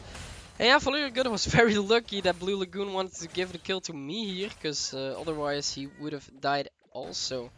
But yeah, a bit of team play never hurts anybody. And now we see Yeah, the Rift Herald being spawned on the bot lane. Kayron all alone here. All the platings going over to It's Alone and a lot of money in the pockets of the Samira. Now a ooh, nice engage. stun here from Kayron, trying to get a stun on here. Poppy Fiappy trying to go for something, but it's not enough. The machine gun from It's Alone, maybe it's enough, but the follow-up is here. Jim Smeagol joins the fight, and Hoka needs to run away, gets stunned up here, and a nice knockup from Pop Fiappy to change the fight. Kayron in some trouble with Follow Your Gut in the backline, but no, it's not going to be enough. He needs to flash away, he needs to run out. Hoka also died in the jungle. Pop Fiappy going for a nice tower dive and a kill, probably being picked up here. Pop Fiappy not gonna die, and what a team play by the Blue Lagoon. Yeah, it's definitely looking more in the favor of the Blue Lagoon now, as opposed to last game. This time they were the ones who to get the early lead and capitalize on their early game strength as well that the champions have. And I think It's Alone, like he has been doing it all game long. He just jumps in, but sometimes he jumps in a bit too far and gets punished for it. Yeah, he certainly is a bit too aggressive, a bit too greedy, maybe a bit too overconfident this game. But of course, with a Rel by your side, I would be too. But the CC that the Blue Lagoon now has is so much value for Pop Fiappy, because if he's close, he just can fully take control over the fights with all the CC that they have with the Maokai, with the Senna who also can stun, with the slow that she has from the Glacial Augment. So it's gonna be hard to come back from this, but I think Bastards can certainly do it with the comp if they just scale a bit more and wait for some items. Yeah, something that I want to direct your attention to is that even though Dutch Crowns, or he fell behind quite a bit early game, um, but he has been able to catch up in farm, which means that he was definitely getting close to his passive section now in top lane. Ooh, we see a nice fighter maybe. Bot diff trying to go together with Follow Your Gut, but a nice CC chain and the teleport from Mir changes this fight. Pop Fiappy. There's definitely an E in there. I see in the chat that people said floppy, but it's definitely an I. But now we see Follow Your Gut getting into trouble. Needs to run away now. Uses a shield, but Senna also joins the fighter. A nice stun maybe from the Wolves, but no, it doesn't connect. But it doesn't matter because James Smeagol gets the kill. 12 and 5 now. A 3,000, almost 3,000 gold lead for the Blue Lagoon. There it was. It looked like it was going to be a close fight, but because of a very nice touch from Pop Fiappy to touch away from the Urgot ult, it meant that when Mihir's TP finished and he was there, the fight was over, and always thought they could not really do much else than stand there with his W on while Valerigot was trying to run away, which did not work out sadly for him. Yeah, this game is certainly not looking like a Bastards victory. First turret still needs to drop, almost dropped here on the top side. The platings are gonna go away. A nice engager from Pop Fiappy trying to get that turret. Gets the first turret, but doesn't get the kill on bot. Div doesn't have enough damage. So well played here by Pop Fiappy to get that turret out of the way. With that extra plating, getting a lot of money for himself. Currently standing on 7,000 total gold in his own pocket. And is 2,000 ahead of everybody in his team almost, except for the Akali. So very well gameplay from Pop Fiappy. Yeah, definitely. He's showing that now because he already finished his first item and is building his second item, which is going to be a Bloodthirster. He's going to be really difficult to deal with. And it's also very good that the rest of the Blue Lagoon is playing around him as a strength, which when, even though Bastard State are looking for plays, they kind of sometimes forget what their stronger side is and where they all have their people, their players. Because when the play was happening top, they had 3 people just either in base or stuck near the bot side, which meant that if the fight would go the other way, that there was no way of stopping it. Yeah, Shelly did spawn again. We saw that Follow Your God was trying to get it, but saw the Gragas walking over now trying to fight with Pop Fiopi, but it's not going that well, because Pop Fiopi just does so much damage. Second turret now going down on the bot side for the Blue Lagoon. And James Smeagol now hitting a cheeky stun here on the Rel. Tries to go a bit more aggressive to get those extra stacks onto the Senna. And is all around playing very well. Popfiop, finding it's alone, but it's already done. He's just gonna die and he's unstoppable. And Dutch owns now fighting with Mir under the turret, getting a shutdown though, so there's something for Bastards. But Shelly goes over to the Blue Lagoon and they just keep that momentum up. Almost 5,000 gold ahead now. And Dutch owns is looking in the shop, I think, because Popfiop just goes in with that ulti and gets a freebie. Yeah, I mean, it showed the way how Bastard can get back into this game. With Victor, who's a very strong champion late game, and he can definitely stall in the early game, but now engage. The dive is beautiful, the casket is there, and James Smeagol picks up a kill. Very beautifully played by Team Blue Lagoon. But a nice engage maybe here on the ball. On the mid lane, I mean. No, it is stopped by the ulti of the Maokai. Popfiopi trying to go in here, but gets pulled back. Mountain Dragon did spawn though, so Team Blue Lagoon instantly goes for it. Yeah, that's definitely what Blue Lagoon, they are just getting their trades. If they get Soul, they will probably win most of the fights because of how tanky their team can be.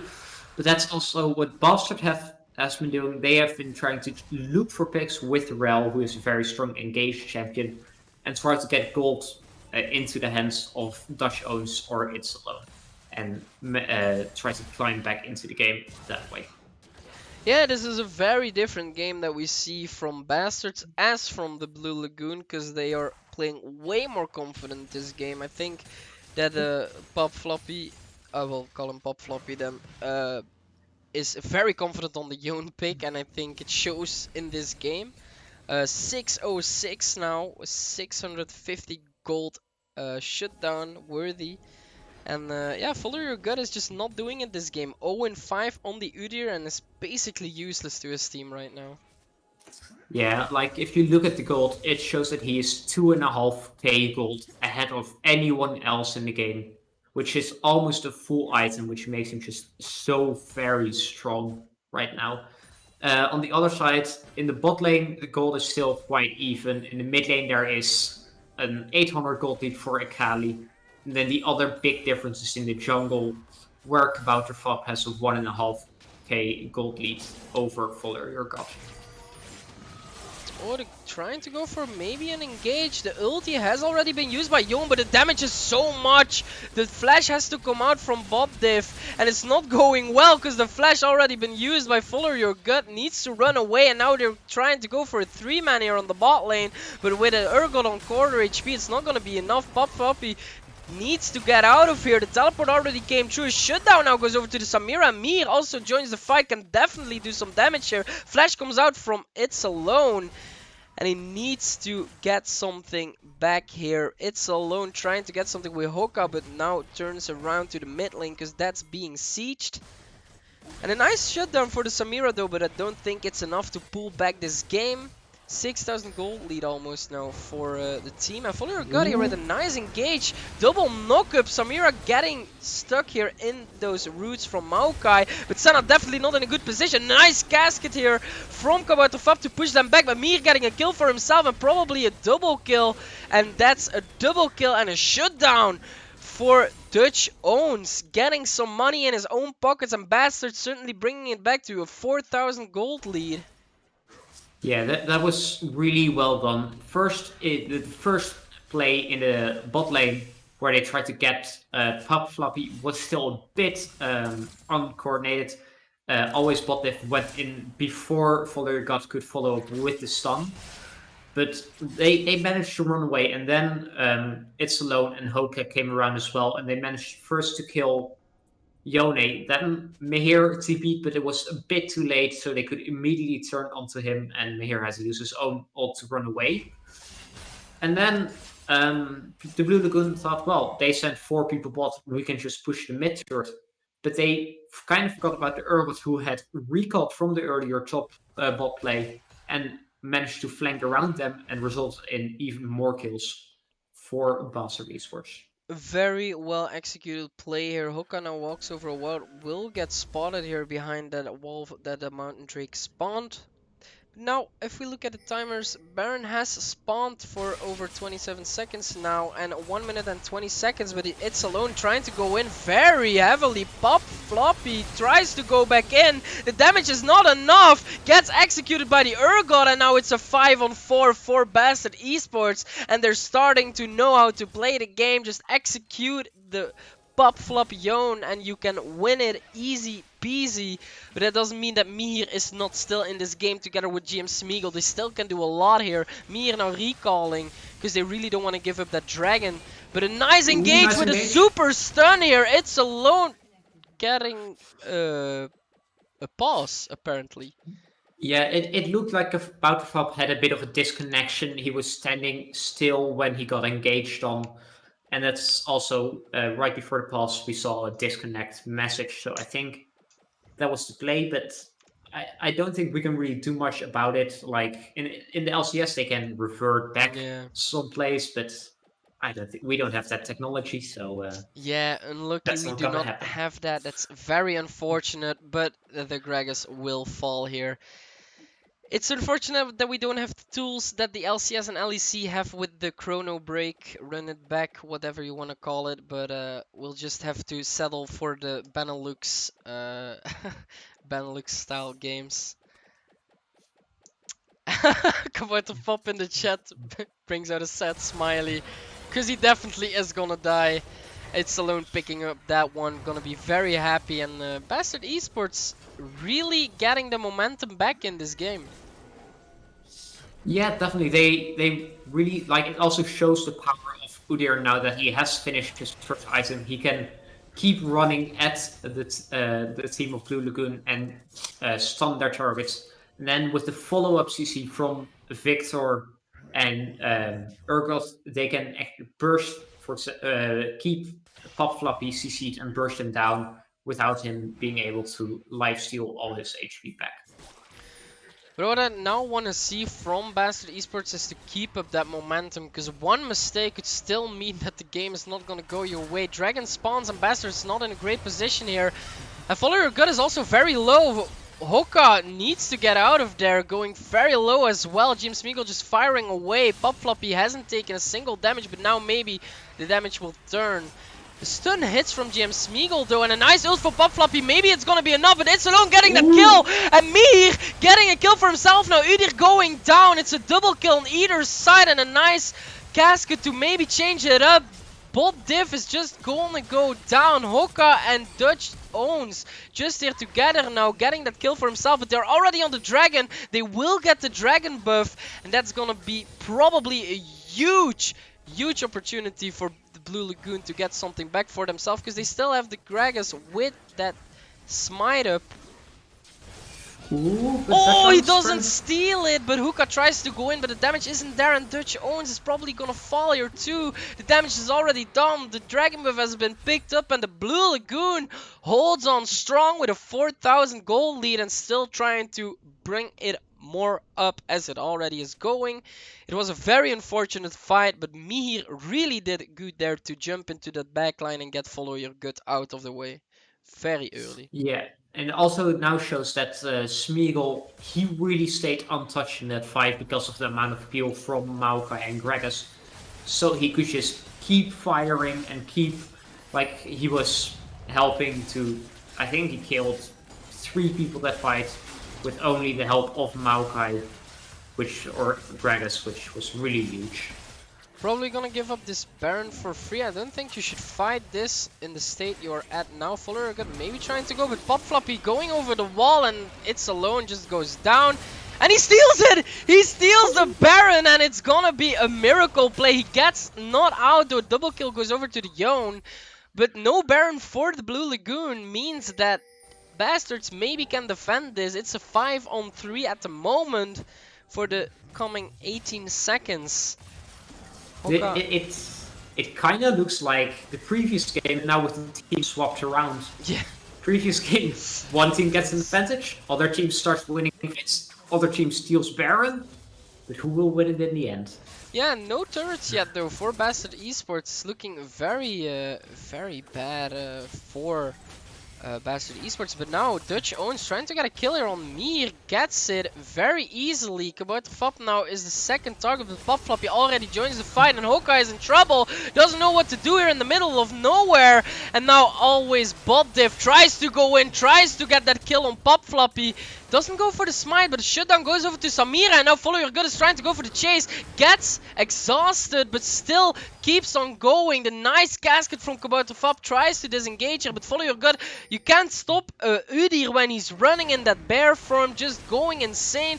CC gets another go, but Chiron is definitely going to die here. Botdiv picking up that kill, and Dutch Owns is not done yet. Follow Your Gut trying to go for a nice engage, but the CC is going to be enough. Follow Your Gut gonna die, and this is a very sloppy fight from Bastard Esports.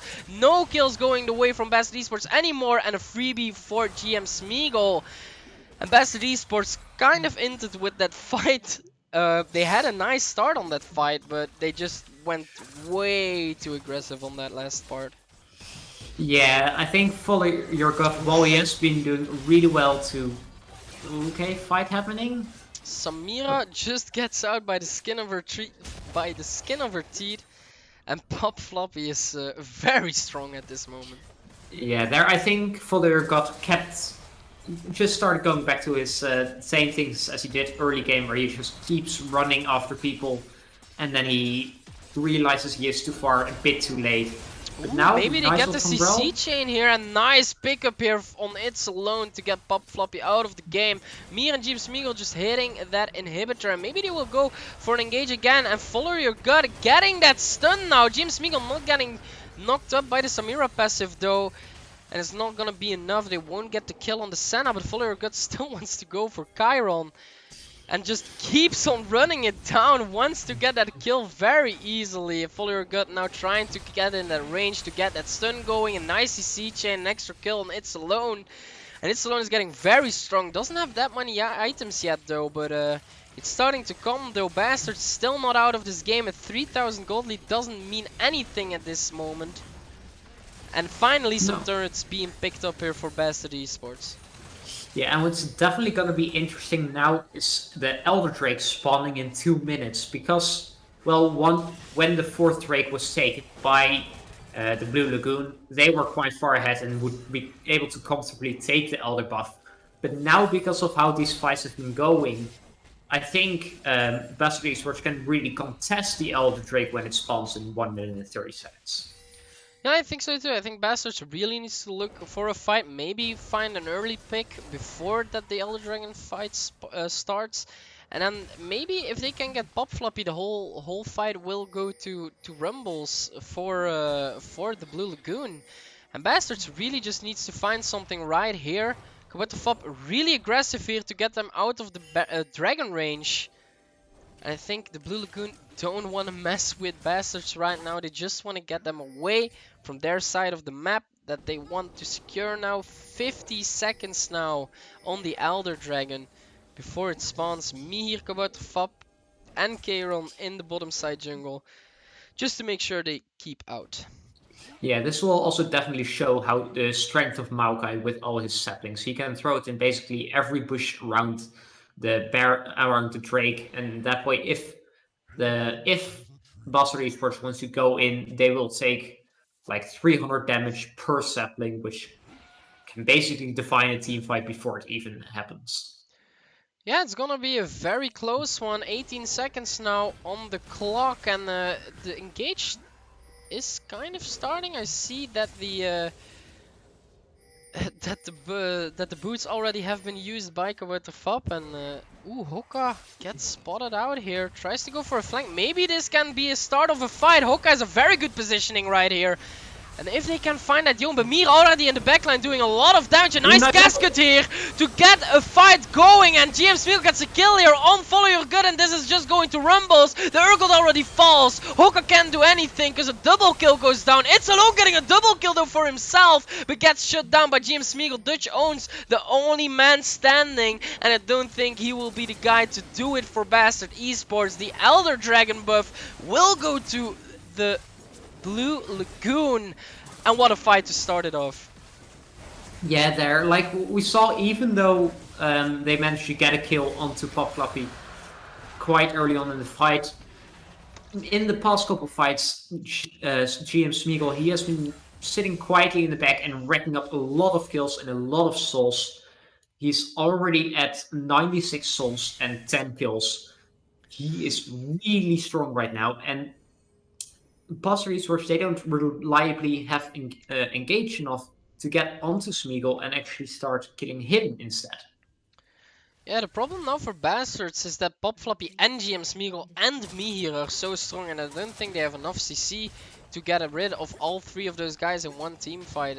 They really need to pick them off, really need to start showing what they're made of.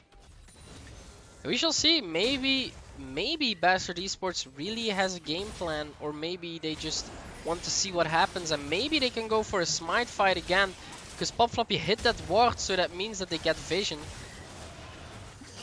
And that the Baron is being done.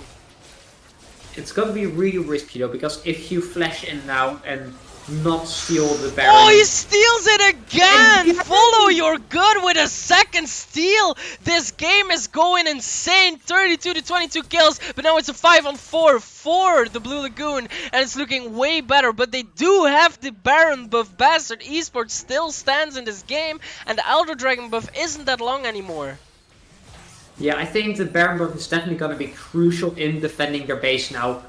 4-5. Because of the stronger minions, it's a bit more difficult for the Blue Lagoon to clear them, and Victor's wave clear is huge, but engage now. Maokai also has gone down. Inhibitor respawns just at the right moment for Bastard Esports, and Pop Floppy isn't very happy about that. He's trying to look for something, trying to get a fight going in this base. Kabuto Fop also almost has his casket back up, and GM Smeagol has that Senna ulti to get a shield to his divers in the team. Kayron is being a bit low though, not that tanky, almost goes down to the Victor laser. But now they're just disengaging. The Blue Lagoon knows that they are not strong enough in that territory of the map and just decide to back off instead. Ooh, maybe they're going for a setup though. 4-man getting the stun on that Udyr. A nice in-jump from Hoka, getting some CC going, but it's not enough. GM Smeagol does so much damage. But Samira goes in, gets a double kill, and this fight is fully turned. Pop Floppy is still alive, but a flash forward for bot diff and the snipe to get the kill. And it's enough, because it's almost an ace. Mir is the last man standing, and Bastards is turning this game around somehow. They might even look for the end now. They do have Baron buff, which means they can clear through the turrets very quickly, and it's going to be 1v4 for me here. Is he going to be able to defend it? Bastard Esports does not want to win. They want to have a clean, does not want to lose. They want to have a clean sweep today, trying to go all out. Maokai almost spawning back. GM Smeagol 10 seconds still going. Amir needs to have a miracle to defend this, but Bastard's already on the first turret. Mir doing a lot of damage on Follow Your Gut, trying to get a kill, gets the first kill. Maokai is coming out, making a lot of time for GM Smeagol to come back in this game. Ult is up, but Dutch owns getting that kill, but Bastard Esports needs to get out here. And the shutdown is enough for Bastard Esports to get out. A 2-for-2 trade again. James Smeagol trying to look for some scraps, maybe together with Kabuto Fop. But it's not going to be enough. The TP from Yone, is it going to be enough? Dutch owns probably going down here, but CC gets him out of there. And Hoka trying to go to that spectral form to maybe stop him, but Hoka has a problem. He needs to go out. The ulti from Yone hits a double kill for the Yone, and this fight is fully turned as a 4-man is now down for Bastard Esports. Are they gonna be able to stall long enough? The minions are all the way back on the blue side of the map, but do they even need minions to take down the next church and eventually the Nexus? It's 12 seconds until its alone spawns, and we will see another fight in a bit. Always bot div and follow your gut. Now trying to defend the base desperately against Pop Floppy, Kabouter Fop and GM Smeagol. Now coming in is Kayron on that Maokai. Teleport also coming in from Mir, and this is going to be a very hard defend. It's alone, is getting knocked up. Mir trying to go in. It's alone is down, and the Blue Lagoon did it, ladies and gentlemen. Bastards can't do anything. They got a first turret, second turn still under fire. Didn't fall though, and the fight is still going. They didn't just do it yet. Pop Flop is still fighting to hang on his life. Kabouter Fop going down here. Pop Flop, you know, getting tagged up with a lot of CC. Gets the kill onto Raldo, and Mir trying to dash in, getting the kills. All the damage is enough, but do they still have the time to end this game? I think so. They just getting the kill here. Dutch Owns goes down. GM Smeagol gets the kill here. Turret's still under fire. And the game is still not finished yet. Pop Flop, you know, tanking up the turret. And it's probably gonna be game here as the Blue Lagoon finally can close out this game. That was a very chaotic ending to the game, where 2 minutes of straight fighting, Nexus turrets going almost down on both sides. It was a very fun game to watch. God damn, that was a very exciting game to watch, and what a good start to the series.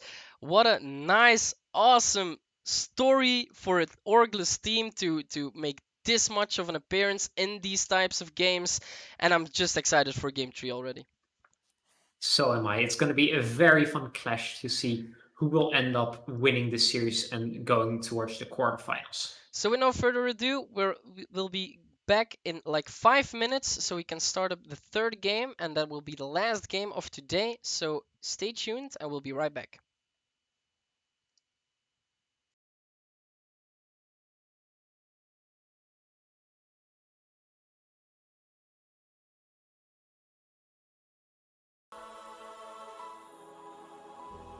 Frozen night, but everyone's moving out. We all need time, but there's no way to slow it down. We're all dreamers, dreaming of the good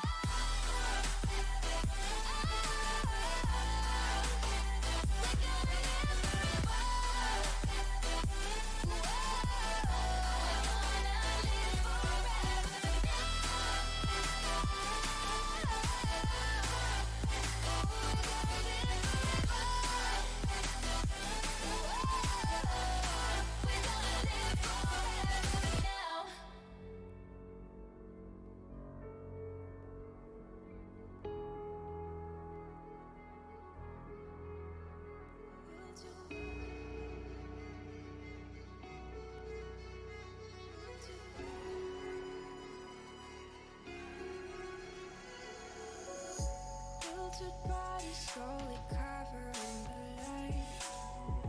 Pull the trigger every night to stay alive. Hope is missing, but you're running out of time. If I could only read your mind.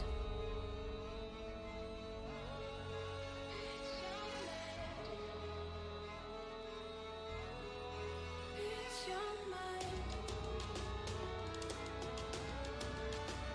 If I could only read your mind.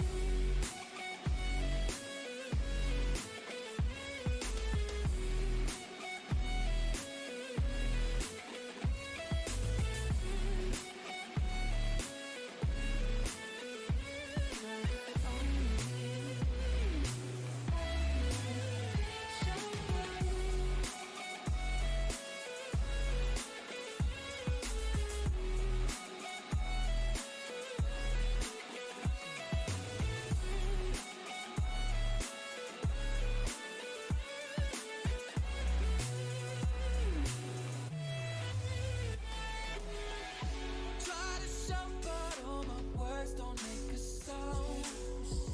Tiny pieces of the puzzle on the ground. Try to fix it, but you do this every time. If I could only read your mind.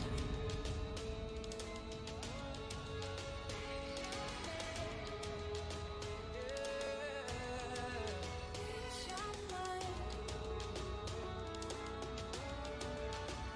If I could only read your mind. If I could only read your mind.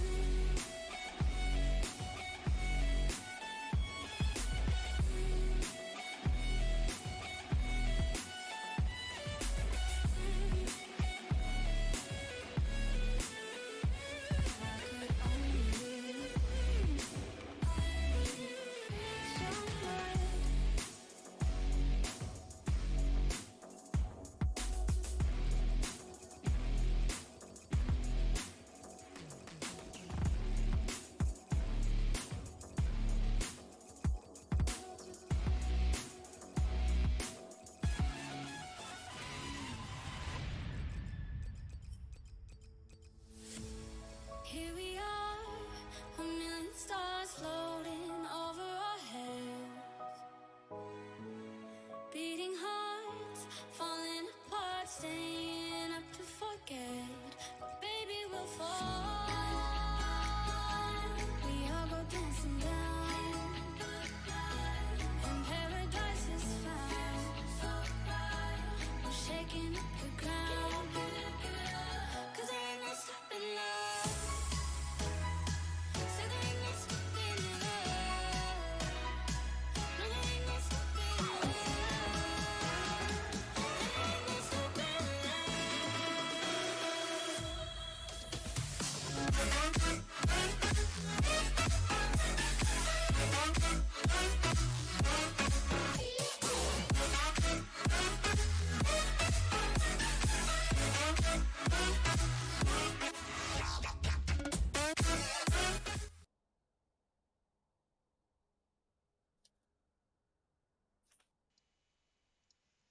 Hello and welcome back to the Benelux Open Tour second qualifier. I'm your caster for today, Serge Galaxy Van Hoe, and I'm here joined by my co-host Leavin. And we are here now with the last game of Bastard Esports versus the Blue Lagoon. And Bastard Esports will be playing on the blue side and the Blue Lagoon on the red side. So we will see what will happen. I'm excited, Leavin. How about you? Yeah, I'm very excited, especially after that last game. It was so much fun to watch and cast, and I hope we get to see a bit of that Clown Fiesta style we saw on that in game 2 as well again this game. Yeah, I'm very excited and I hope to see a nice draft here now. The draft has started on both sides. Now we can see the Camille getting banned again here for Bastard Esports. But we will see. Maybe they will go for the early Yone pickup this time, so they don't want to ban it against Pop Floppy. But it could be Yone ban as well, because Pop Flop has performed amazingly on the champion. But probably the same bans here from Blue Lagoon with the Olaf, but now the Kais are getting banned away instead of the Pantheon. Yeah, definitely. I think Pantheon, while he is very strong, there is quite some counterplay against him, while Kaisa and Seraphine are two of those very strong bot laners right now that just are difficult to actually find a good competition to play against. Yeah, it's gonna be hard. Greg is now being picked up here again by Bastards. We saw it in the jungle last game by Blue Lagoon. But maybe they will put the Gragas back in the top lane like we already saw. But Knarr now being the answer on the top lane. Udyr being very fastly picked up here by Blue Lagoon, not giving any time for Bastards to think, only the time they get to pick. And it's gonna be interesting because Udyr, we already seen this champion fail a bit today. Two times, I guess, for Bastards. So. I mean, the strength of Udyr is he can always just run up to someone and stun them and do that to 5 people. And Knarr picked is, I mean, Knarr is a good matchup into Gragas because you can kite away from him and harass him. Galio Hecarim picked up. This will probably be a Galio support and a Hecarim jungle like we saw in the first game. Great synergy together with their ultimates. But it does mean that Gragas will probably be stuck in the top lane against Knarr, which is not the best matchup possible. Yeah, I really want to see something different now from Bastards, because we've seen a lot of teamfight comps from them, but we haven't seen a lot of like special combinations of champions. We saw this Seraphine Galio bot lane, but maybe they can put the Gragas on the bot lane with something different this time. Maybe again a Samira. There's enough of CC already in this team comp to get a Samira in there. But the Misfortune being banned away and the Bard pickup from Blue Lagoons, they have a strategy of their own. Yeah, Bard, it shows that they will probably look for more of a safer ADC and have Bard roam around the map and help out other lanes. So that's also why you see Bastards banning out mid laners now, so that they can choose a more safe mid lane pick for themselves and make sure that Blue Lagoon doesn't have a mid laner that can snowball very hard. The 2 ADC bans coming from the Blue Lagoon, Misfortune and Samira. Saw Samira last game, really strong showing, and Misfortune, of course, is just a very strong ADC if you already have a lot of CC to layer in with the ultimate. Yeah, now Senna getting banned away, also very nice showing from GM Smeagol. And now Ezreal, the champion that GM Smeagol really enjoys to play up until today. It's gonna be very hard to play against pick for Bastards, but Jhin being the answer could work here. Yeah, definitely Jhin, still a really strong ADC, and if you can get the Gale Force, then he also is able to actually chase down Ezreal, which not a lot of ADCs can do. It also means that if, for example, Bard tries to roam, they can definitely punish Ezreal because of, normally when you have an ADC and Ezreal can just jump out after taking a bit of damage. With Jhin, you just use your ultimate after the fight and are able to pick up kills that way. The Orianna being picked up here maybe could be a nice pickup for Bastard Esports. We haven't seen a lot of Orianna though. Last week we saw it, but Dutch Owns didn't have a great game on it. But a Victor here being hovered will be a statement for me here, picking his favorite champion in all of mid lane. And Victor will be a very good pickup. Yeah, Victor, of course, really strong. We saw it last game, even though Dutch Owns was quite far behind in the early game. He really managed to get back into the game and deal a lot of damage with Victor. It does mean that both mid laners have control mages who just like to clear waves, so we'll probably not see too much happening in the mid lane. I do think that Blue Lagoon, what they will be doing with their comp is mainly look for picks around the map, while Bastard Esports has a very typical wombo combo teamfight comp. Yeah, that's something that that has come up the whole day actually for Bastard Esports. They really like the team fight wombo combo oriented team comps, and yeah, it's just interesting to see the Bastards always opt for something as aggressive as they do. They almost never go for control. They always go for late game team fighting, and it's interesting to see because not a lot of teams do that. Yeah, and also we saw last game, even though they fell behind instead of just farming it out and waiting, they actually looked for fights and kept fighting. And that's also brought them so close to actually winning the game after that chaotic team fight phase. Yeah, Bastard Esports really has a fighting spirit, and it shows. Like you said, last game they just didn't give up fighting and just kept going. But I still think that the Yone and the Akali bans are really smart from Bastards, because those are the champions that really gave them a hard time. The Senna ban, I don't know, Senna is very situational for me. If Senna gets going, yes, she's very good. Of course, she infinitely skills, so she stays good, but I think that Senna shouldn't be a champion you should ban here. I think there was way more they could ban here, like the Victor, as known of the best champion for me here. But I guess Yeah. they really didn't like playing against the Senna of James Smeagol, so they respectfully banned it away. Yeah, I mean, last game it was very difficult to play against it because the only CC you had was the Udyr running at someone and then the Rel. But now, if you already locked in Gragas, Hacker, and Galileo, you will probably have enough engaged to actually get onto Senna, so it should not have been that big of a threat. Also, they could have maybe banned out Estrel because the one thing about Estrel, he is just so safe, and if if he times it correctly, he could just jump out of the wombo combo from Bastard Esports, which would not be fun for Bastard Esports to then play against. Yeah, it's gonna be a hard one. I think that Blue Lagoon really has the momentum going and has the mental very high up after that game. I don't think that the last game was very impressing to both of the teams, but I think that Blue Lagoon is just happy to get another chance to win the best out of three. And Bastards really just needs to play a clean game, not make that many mistakes, have nice communication in the team, because that's the thing that's gonna make the most difference. All the players on Blue Lagoon have played together in a lot of teams.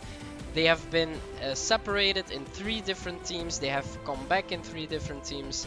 So these players really know how to play around each other, and if Bastards isn't prepared for that type of team play, then Bastards is definitely not gonna win this game. Yeah, definitely. Like we saw in the first game, they looked for fights early on and they managed to win. But when they started losing the fights, then it actually started looking really sloppy, and they just did not have the same coordination which the side of the Blue Lagoon had. And really, it also showed later in the game that they went for the Nexus turrets when they didn't really have enough time anymore, and yeah, it lost the game just because of one small overstep. Yeah, when we were talking about Bastards today, there's only actually one name that we are actually following today. It's Dutch Owns, playing a lot of aggressive champions. Now goes for a bit more of the control champion type plays. How do you feel about that? What do you think that the change up will do for the team? Do you think it's a good change? Do you think that they just should have gave It's Alone an AP champion and gave Dutch Owns his illusion again? What are your thoughts on that? I think mainly because the Bard was already locked in, they just looked for a safer mid laner that could play around the Bard who roams all the time, which Oriana is very good at. She can always just clear a wave in 3 abilities and then walk back with the movement speed she can also get. Plus, it works really well with the champions they already had. So, even though it might not be his personal best champion, it fits really well into the team comp that they have drafted. Yeah, that's certainly true. The Oriana has a lot of different champions who can just throw in that ball in team fights. You have the Galio, you have the Hecarim ulti, you have the Gragas who can dash forward. So a lot of wombo combos, like we said. But there's one more player that we haven't talked about a lot today, and that's always bot diff. He isn't like shining today. He's not playing bad. He's not playing good. It's just going okay. Now again on the Gragas, where he had a pretty good game on last time we saw him on the Gragas. Um, do you think always bot diff has to do something different, or do you think he just has to maintain his play style? What do you think about that? I mean, in game one, in lane he was not the most consistent, but when it came to team fights, he managed to always find the Smeagol on the misfortune and catch him out, which resulted in a lot of team fight wins. Against Ezreal, that's a bit more difficult to do. So I think what he should do now is play a bit more with patience until Ezreal uses the, and then look for that engage, which sometimes gets a bit difficult in very chaotic team fights. Yeah, that's very true. But now I want to talk about the one and only Mihir, Victor being picked up. Now, Mihir being one of the best Victor players in the Benelux, has been called many times since I can remember. The start of 2020 when I saw Mihir play. Uh, it was with Divided Gaming, I think, at the time. It was an amazing squad, played very well, and he always got Victor, or it was banned against him with the Corki, or he just picked it and he destroyed every team fight. So I'm very happy to see him on a pick like the Victor, but I think Bastards really needs to watch out because if they don't, they never banned Victor against the Blue Lagoon, and I think Victor is one of those champions that you really should ban against the Blue Lagoon. But I guess there are a lot of champions you should ban, like the Camille, like the Yone, if you don't want to play it yourself. The Akali was amazing from me here last game. So I guess it's a bit hard to ban everything out, but if there is a ban you should do against the Blue Lagoon, I think it's the Victor ban. Yeah, definitely. Even though Victor is immobile and you already have a lot of engage, if Victor positions correctly and manages to get his face rush off, he can easily run out of fights and run around all the skill shots flying around him and still deal a really large amount of damage, which is, yeah, it's going to be interesting to see if Mahir can live up to the expectations he created with his Victor performances in the past. Yeah, we shall see. We finally loaded onto the map and the players are ready to go. Just waiting up a little bit more before every champion spawned. Now everybody's buying their items, is on the fountain, and then the last game of this best out of 3 of today can begin, and the winner of today will go through to tomorrow in the all in the brackets. Is it called the brackets? Knockout stage, yeah. Knockout stage. Yeah. Tomorrow it's a knockout stage, so the winner of today will go to the knockout stage. And will it be Bastard Esports or will it be the Blue Lagoon? We shall see. Yeah, definitely. It looks like both teams are just going for the 5 point again. Maybe get that early jungle ward out to get a bit more information. But again, nothing really happening in the early game. Probably also won't happen. Both sides scale very well. I do think that in the early game, at least, especially if the around level 6, the side of Bastard Esports will be a bit more advantageous because of their ultimates and the power they create with it. So we will see what happens. Yeah, it's gonna be a very, very nerve-wracking game, I think, for both teams. They really want to prove something. Both teams haven't been in the knockout stages yet, so it would be nice to see one of these teams in the knockout stage. Will definitely happen, but both junglers already starting on the bottom side again, like we've seen today, like every time. Yeah. But it's just a nice startup with the bot lane, 2 champions who can leash for you, so it's always nice to see some teamwork there. But they probably will go for the top side gank then in the early game. Yeah. That's also how jungle most of the time works. Junglers really want to only fight when they around level 4, so when the scuttles also spawn. So even though bot lane, you could always gank them early, usually bot laners fight around level 2 and try to get that power spike first, and junglers still want to be farming bananas, so that's why they path towards the top side to maybe create advantages in the top lane where fighting can happen at more various amounts of times. Yeah, it's cool to see that Galio has a lot of pressure already in the bot lane. Dutch owns having a bit hard time here on the mid lane against me here. And always bot div trying to survive his lane against Pop Floppy, who has destroyed him last game, so he definitely doesn't want it to happen again. Yeah, definitely. We can also see that he now took the Comet instead of Grasp. That's probably because Gnar is ranged and it's quite difficult to get your Grasp procs off. So Comet will help in lane quite a bit with poking Gnar, making sure you actually have a health advantage. Nice root here from the Jhin. Doesn't do a lot though at this stage of the game. Just farming it up like always, and Scuttle Crabs will be spawning. We see already Kabutops in the top side of the river, going instantly for that Scuttle Crab, and I think Hecarim is gonna join him, probably see him, and now Dutch owns already joining that fight. Now in the river we finally go to there, and Kabutops is in trouble, has to flash out. Pop Floppy now trying to join here. And Mihir, ooh, doesn't see the stun. Follow Your Gut is in trouble, needs to get out of here. Doesn't have Smite anymore because he already used it for health. Gets out there safely and in time. And now Chiron on that Bard is already scoping out the bottom side river to see what he can do there. But no kills yet for either team, and no scuttles for either team. Yeah, it was a very well placed W by Meher to really block out the way out for Follow Your God. He could not walk back top because Pop Floppy was there. He could not walk back into his jungle or further up towards mid lane because of the W. He got his smite off right before he got stunned though, which was very nice. But now in the mid lane, Dutch owns in trouble, needs to flash out of there. Nice stun follow up, and first blood going over to the Udyr. First blood now goes over to Blue Lagoon again. But what we missed is that Gnar took the Scuttle Crab in the top lane side of the river, and the Udyr took the bottom side river Scuttle Crab. So Follow Your Gut has no scuttles here.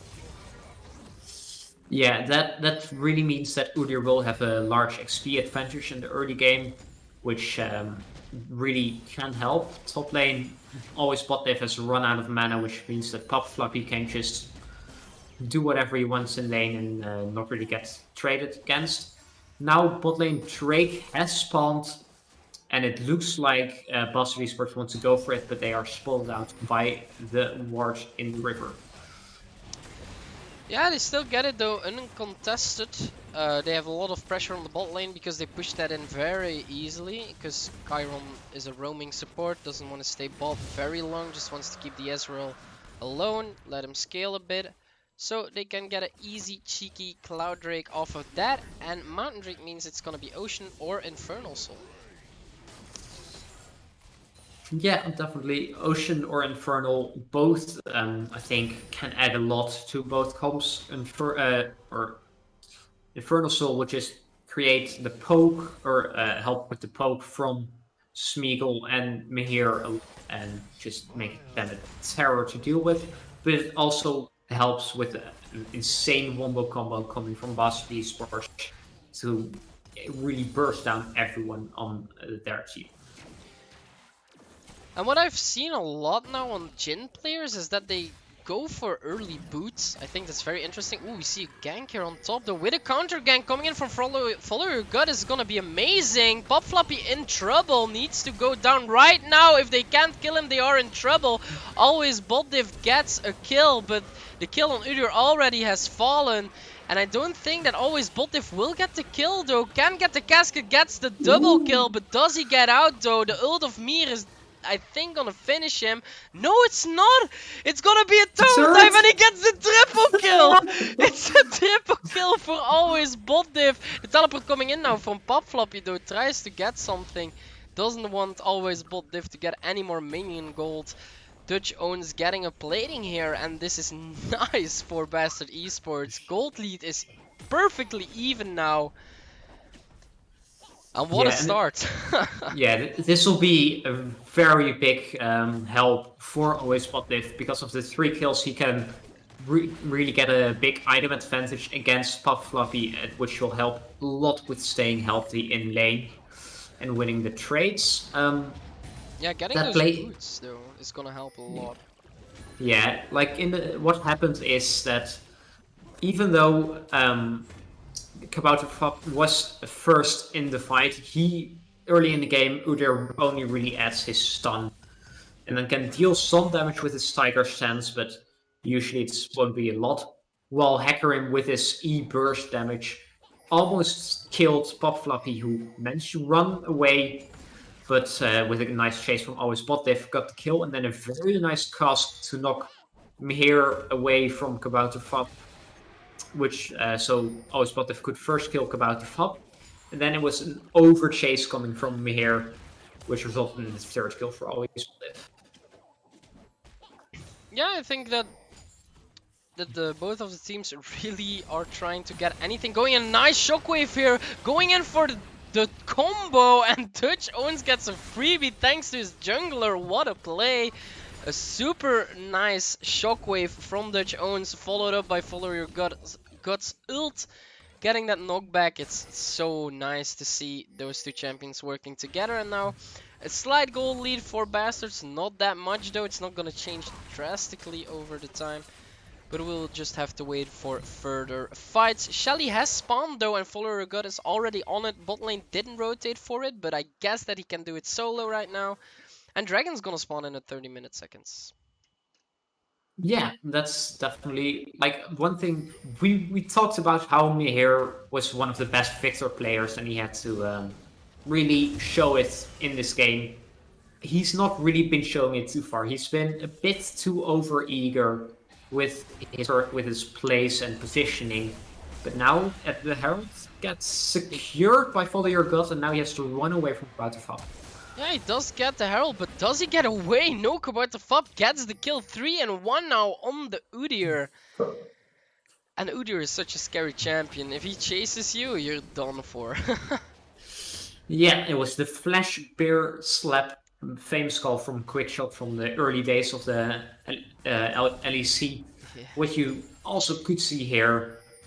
The buffed base damage on the Phoenix Sense really resulted in the amount of burst needed to kill. But now mid lane, Ooh, Dutchon's trying to go for a fighter together with Hokka, but the ult of Victor is gonna be so annoying. Dutch Owens getting out of there now, and Hokka picking up that kill on the Victor. Mir in trouble. Follower Good is also in trouble, because Kabuto Fop is just gonna fight him again. 1v1, knockup is amazing.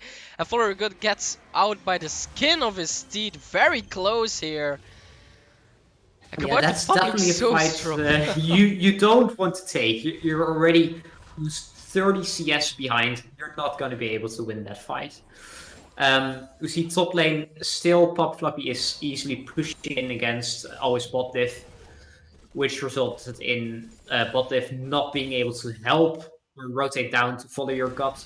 And Kayron was already up the mid lane, so that was an easy run for him to also run all the way down to the walls. Yeah, always bot diff trying to get a bit more aggressive, now seeing that the dragon is going to be taken, but Follow Your Gut trying to go for the steal, but he doesn't get it, and now it's just the Udyr show, babies, just going for the plays, going for the CC. Follow Your Gut goes down, and a free dragon goes over to the Balloon Lagoon. Nice smite from Kabuto Fop to get that kill. Has a slight XP lead over the enemy jungler, so it's gonna be easier to smite it away anyways. But well played by the jungler of the Blue Lagoon. And Follow Your Gut is not stepping that much up this game. He has been playing amazingly so far today, but this game is looking a bit rough for him.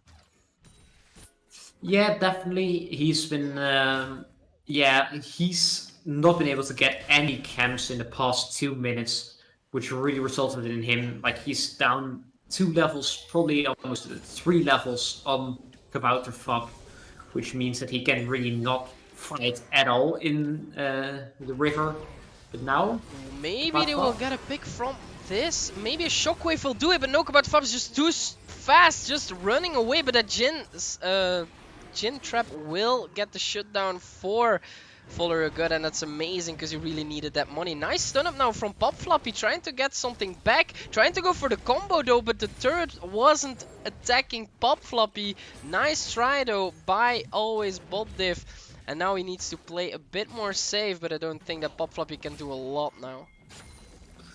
Yeah, there is like Pop Floppy, he was trading a bit too close to the turret, but it was lucky for him that there were still minions under the turret.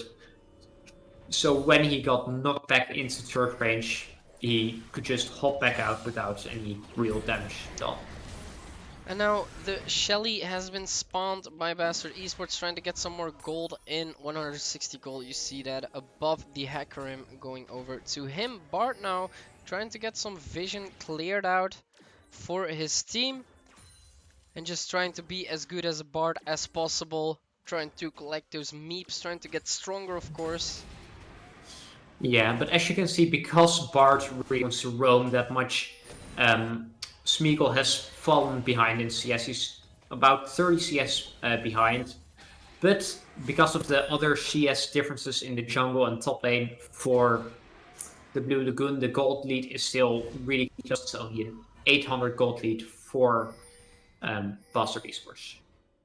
Yeah, it's still a very close game. Anything could happen. The first turret hasn't dropped yet. Looks like it will drop on the mid lane for Bastards, but anything can happen still. 30 seconds, the platings will drop, and no platings have been claimed on the bottom side and the top side for Bastards yet. But they are pretty much ahead in plating because they have one more plating on that mid lane left. So they got 4 platings in total. And Blue Lagoon got 2 in total. Yeah, definitely. And now that the plays have fallen, it means that if Bastard Esports were to send a couple people mid lane, they can just force down the turret quite easily. We also see that Pry on the bot lane is for side of Bastard Esports, so it's going to be quite more difficult for Kayron to roam as freely as he was before. Yeah, I think so too. Fuller got now probably in some trouble, but Dutch owns is close, so Kabatafab knows he needs to get out of there and doesn't need to go for that fight. Fuller gonna claim some wards for himself, and the next Rift Herald is spawning in 35 seconds. And Bart gets spotted over a ward there on the mid lane. Just a very calm game now. I think everybody just wants to scale up a bit because the fights are so god darn close. Yeah, now Fuller God has to be careful. Fuller God is still 2 levels behind on Kabartafab. This is not going to be an easy jungle game for him. And Rift Herald pit has been taken over by the Blue Lagoon in the red. And it's not that easy for Fuller God. If he loses this blue buff, it's gonna be way more worse. But they try to punish him for it. Always bot div coming down now. The ult of Hoka didn't go as planned. And a nice flash. Pop Floppy trying to get something here, but it doesn't go through. Mir going to do some damage. Dutch owns trying to get away from Kabartafab, and now the chase is on for Blue Lagoons. A nice flasher from Dutch owns to get out of that Bard ult. And nobody dies here. What a fight from both sides of the game, and holy moly, the Rift Herald is finally being taken by the Blue Lagoons, but Bastard still wants to fight. Yeah, they are, but the one thing is they already used all their ultimates. Teleport. Only Yana, left. nice knock up, and what a start of the game! A double kill for It's Alone, and he's finally on the board, ladies and gentlemen, getting that Rift Herald for his team. And what a play by the AD carry player. Yeah, there was after that first fight around the Herald, before the Herald started to be taken. It's Alone, he recalled and immediately started walking top lane to be able to join the following fight if it were to happen, which Smeagol chose not to do. Instead, Smeagol stayed bot and looked to get the Drake, which they also did in the end. So it's 2 Drakes to 1, but the second Herald going to the way of Bastard Esports. Yeah, gold lead now, 2,200 for Bastard Esports, getting way better at team fighting this game than at the start of this game. It looked very dire, and the Blue Lagoon was getting left and right kills, but after that triple kill from Always Bob Div, they really got an ignition going and just didn't want to give up and kept going for the fights. So 8-4 is now the score. And Bastard Esports wants to look clean while doing it and not dying too much here in the game. And maybe getting some extra dragons, because I don't think they want to give up any more. Yeah, like in that one fight around the hell, it was very huge that Dutch owns could TP back into the fight to really help with the extra damage. But now, TP advantage for here, TPing bot. Ooh, it's Pop Floppy and me here teleporting bot, and it's just one teleport now for Bastard Esports trying to go for the re-engage. Always bot div trying to go for something, getting that Gnar nice casket into the wall, and that's gonna be a freebie picked up here by Bastard Esports. What a team fight. What a start to the fight. A double TP from Blue Lagoon goes wrong for Blue Lagoon, and now the Jhin curtain calling has been called. Blue Lagoons is in trouble. The ult from Galio will get Kabouterfop in some trouble. Nice CC chain here, going for more, and Kabouterfop just running away like a Ferrari, riding away.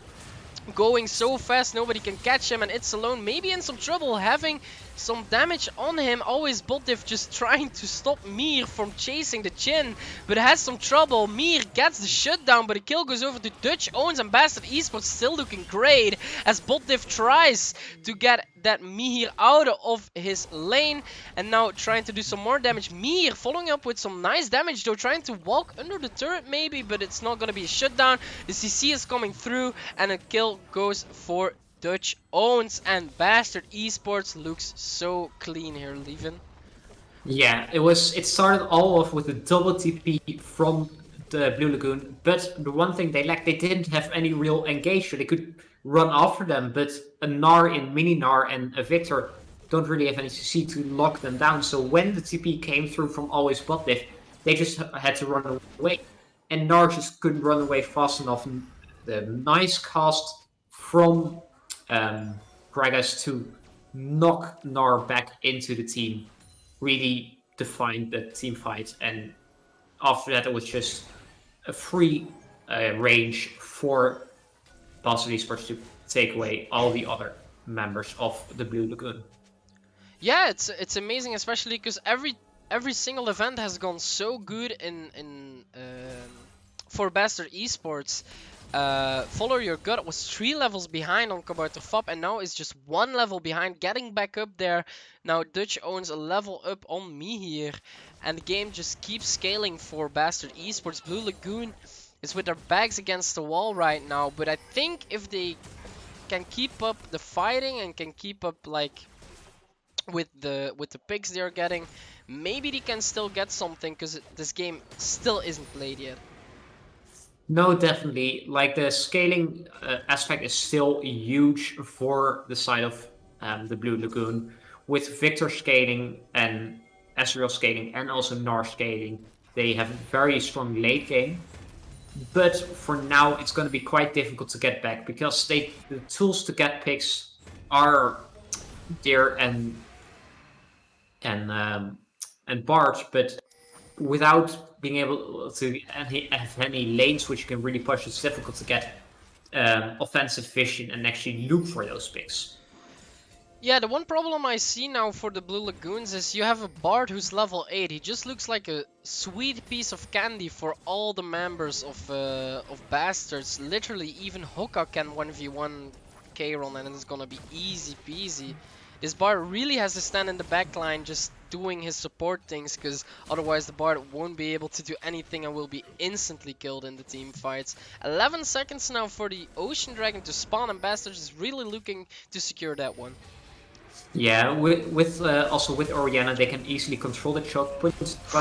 The 5-man ult from the Bard, but it's not going the way that they want, because Bastards already has the damage. Kabouterfop needs to run for his life to maybe have a chance to secure that dragon. James Smeagol now being rooted up, using his clans to get out of there, but Dutch Owns has too much damage, and Bastards Esports looking so dire in that team fight. Mir now running for his life and still winning it. It's the last man standing as Kabouterfop falls, and now Follow Your Gut gets the ace for his team. Dragon being picked up straight going into Baron.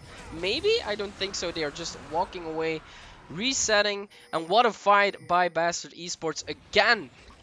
But it was by a beautiful start of Blue Lagoon. But Bastards is just playing so well around these players.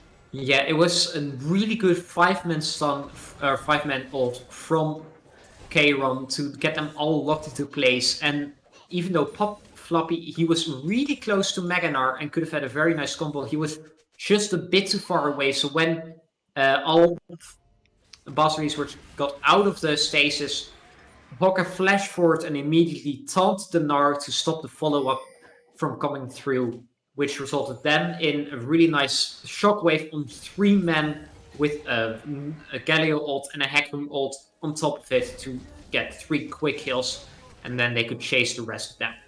And the damage was so insane. The health bar of Mir, Kabouter Fap and Pop Floppy just instantly dropped after that ult combination. So it was so good to see that Bastards really read the situation well and just instantly pulled the trigger on that fight, because they knew if something went wrong in their way, they wouldn't have won it. Like you said, Pop Floppy was super close to get that wombo combo off with the Bard ult. So very well assessed by Bastard Esports to see what they could and couldn't do in that fight, and they just came out on top. Yeah, definitely. And now it's just setting up for Baron, try to get more vision control so they can start it. It's also Bastard Esports going very aggressively, forcing the flash out of the Jin though, but here is the curtain calling, trying to get something on Jim Smeagol. A very nice casket, a nice stun by Hookah, and now the fight is just being played out. Jim Smeagol going down, but Follow Your Gut is maybe in some trouble, but gets the shield from the Gargoyle. An extra kill here on the Bard. Like I said, a piece of candy that melts in your mouth. Bard is gone. A second player from the Blue Lagoons is out of the game. Bastards looks better than ever. Going for the Baron, and I don't think they will be stopped. No, definitely. They, even though like Udyr can always run down the Jin. Ooh, Jin used this. In some trouble going down though. Pop Floppy with a very nice stopwatch here, but probably is going to go down. Hookah the support tries to get something, but Kabouter Fap's also here, so they probably won't get the Baron. A nice play by Pop Floppy to get Dutch Owns out of that fight and just make Bastards run away now. Yeah, Dutch Owns was positioned a bit too far forward. He did not really stand behind his own front line because Kratos was tanking the Baron, which resulted in Pop Floppy being able to jump in freely and get that nice combo off together with me here. Yeah, it's amazing to see how Bastards is evolving. I said it a lot today. Jim Smeagol taking a bit of damage over that kill force, but it's not gonna be enough. And always Botdiv doesn't take any damage. Mir now in trouble. TP coming out though for Blue Lagoon, and it's gonna be Pop Floppy trying to join it. It's a 5v1, but just ults over and dodges the Bard ult. Very well played by the Hecarim and will get away. Yeah, it was very nice to see that. Okay, well, I'm getting surrounded from 3 directions. I just have to ult over this wall to get out. But now, the Blue Lagoon, they have Cryo over Baron and can start looking for picks because of that. But now, Kabouter Fap is trying to get something. Doesn't quite get it. Dragon is spawning in 1 minute. And I think if you're Bastards, you really don't care about the Dragon right now. I think you really want that Baron buff to just solidify your win extra fast to get those Baron powered minions. But either of the teams aren't budging. They don't want to play on one side more than the other side. They just keep on balancing. And Udyr is now chasing the Hecarim in the jungle. Hecarim getting out though, but Curtain Call gets used and Hoka needs to get out of there. Curtain Call doesn't do a lot of damage. Pop Floppy gets rooted up now. And Hoka is pretty low. He should go reset, I think, now before the Dragon spawns. Yeah, it's quite an unfortunate timing for Pop Floppy to turn into Maganar, which means that he won't have it when the Drake spawns. But now, Follow Your Gut has to be careful. We TP's see coming down. 2 TPs coming out. The Blue Lagoon is disengaging. A 2v4 and they still disengage. They're just too strong for their liking. And now it's a 5-man on the bot side here for the Blue Lagoon. And a 4-man, almost 5-man Galio just joining up now. 5v5 fight for this dragon, and it's gonna be a nice one again, I think, Leavin. Because Florio Good is trying to lead the way. And starting up the dragon is gonna be amazing for Bastards. They have a perfect timing here. A nice root up on that guy, and now Mir in trouble against Dutch Owns. And they didn't get the dragon yet, but they still are fighting, and Follower Gut isn't really close to that. GM Smeagol now trying to fight him, and it's gonna go his way, I think. No, it's a double kill for him. They still don't have the dragon. The fight is still going on, and what a fight. Follower Gut clutches up for that double kill. About the Fab now trying to get a kill, but no, it's not gonna be enough, because Bastard Esports is going for the win. They do not want to lose this. They just want to get it. A double kill for the Jin, a dragon on top of it. They are on soul point, going straight for the Baron, and I don't think that Pop Floppy can do anything here. Yeah, and was very nice played by, I think, Botif. He was tanking up so much and he just wouldn't die, with a very nice ultimate of himself as well to get out of trouble, while Follow Your God was diving onto Mihir and Smeagol. He played that very well to actually get both kills without dying. And Dutch Owns and It's Alone, they were just not even touched in the fights, so they could just freely deal damage and win the fight. Dutch Owns getting that much damage onto me, he really gave confidence to the Bastards lineup here. Almost a 10,000 gold lead here for Bastard Esports, and this game is looking so good for them right now. This is a way better game than last game we saw. And yeah, Mir just playing his champion and not finding any footing in this game. 3-7 on the champ. Is still scaling though, but I don't know how you're gonna scale against the Baron buff team. Yeah, definitely. I think right now, Bastard Esports, they will use the Baron to keep Prio in all 3 lanes, and then really keep vision control over the trait, which is spawning in 3 minutes and 30 seconds, to look for that Ocean Soul. Ooh, they really want to look for Pop Floppy. They want to shut him down, force their flash, but still the CC is enough. And they probably will get a freebie here. The ult of Bard isn't enough. A nice dodge here in the meanwhile. And Kabata Fop also getting caught out in his own jungle here. Curtain calling coming out though. Is it enough? I think the Udyr will be able to dodge it fairly easy. And no kill goes over to Bastards. But one goes down though. And it's Pop Floppy, who isn't having a really great game after last game. 0-5 on the Gnar.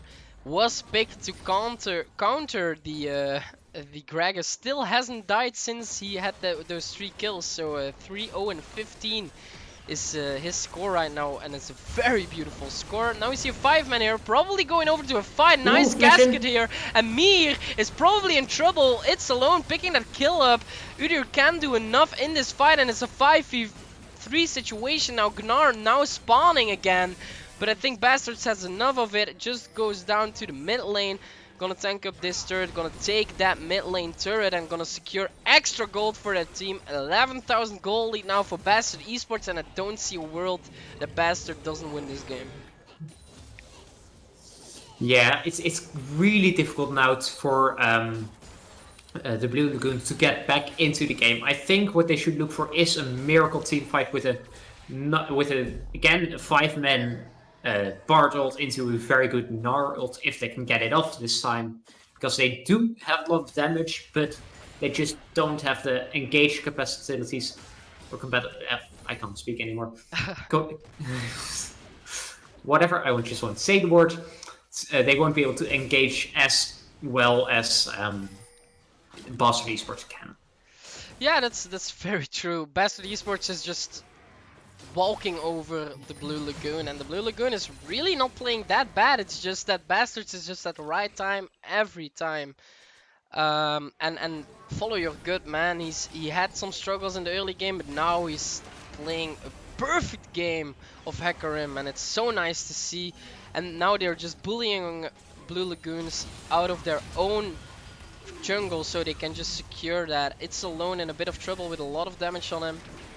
And now the engage here again. Mir not having a fun time going down to the queue of that support here into the Galio. GM Smeagol now needs to get out. Nice shockwave onto Kobatofop is a bit tanky though, but the teamfight's still going good. The root is there. Follow your gut goes legendary. It's alone is unstoppable. Pop Floppy gets a stun though. He gets a kill, a double kill for them. And the spectator buff bug means that the game is over and Bastard Esports will go through the elimination rounds tomorrow. Yeah, it So was. sad that you can't see the ending of the game, though. So Yeah, it was a way cleaner game now from Bastard Esports to win the third game and face off in the quarterfinals. I'm just going to see who they have to play against tomorrow at 12 o'clock. And it's go. I can't see it here yet. I will get back when I find out who they have to play against.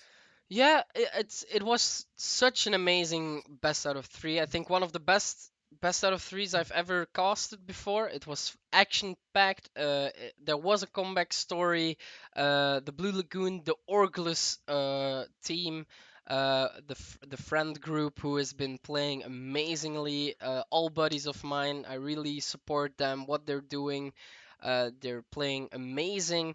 But Bastards came out of on top today, and they really showed that they worked after last week's results of the Open Tour. It was the O3 Open Tour, and it didn't go their way. But now in the second qualifier, they have a chance to get through it with a very, very nice qualifier today. So, Yeah, I just looked it up. They will be facing off against Iron Squad Academy okay. in the quarterfinals. That's the winners of last week's Open Tour. So it's going to be a very difficult game for them.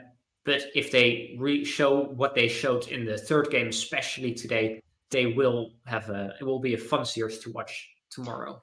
Yeah, it's gonna be a lot of fun. But I think that's gonna be it for us today. I'll be back tomorrow. I don't know about you, Leavin, but I'm gonna be definitely back tomorrow. Thank you all so much for watching. Thank you all so much for the support. Thank you all so much for supporting Bastard Esports and the other teams, of course, who all played amazingly today. And that's it for us today. We all love you, and we'll see you in the next one. Goodbye. Goodbye.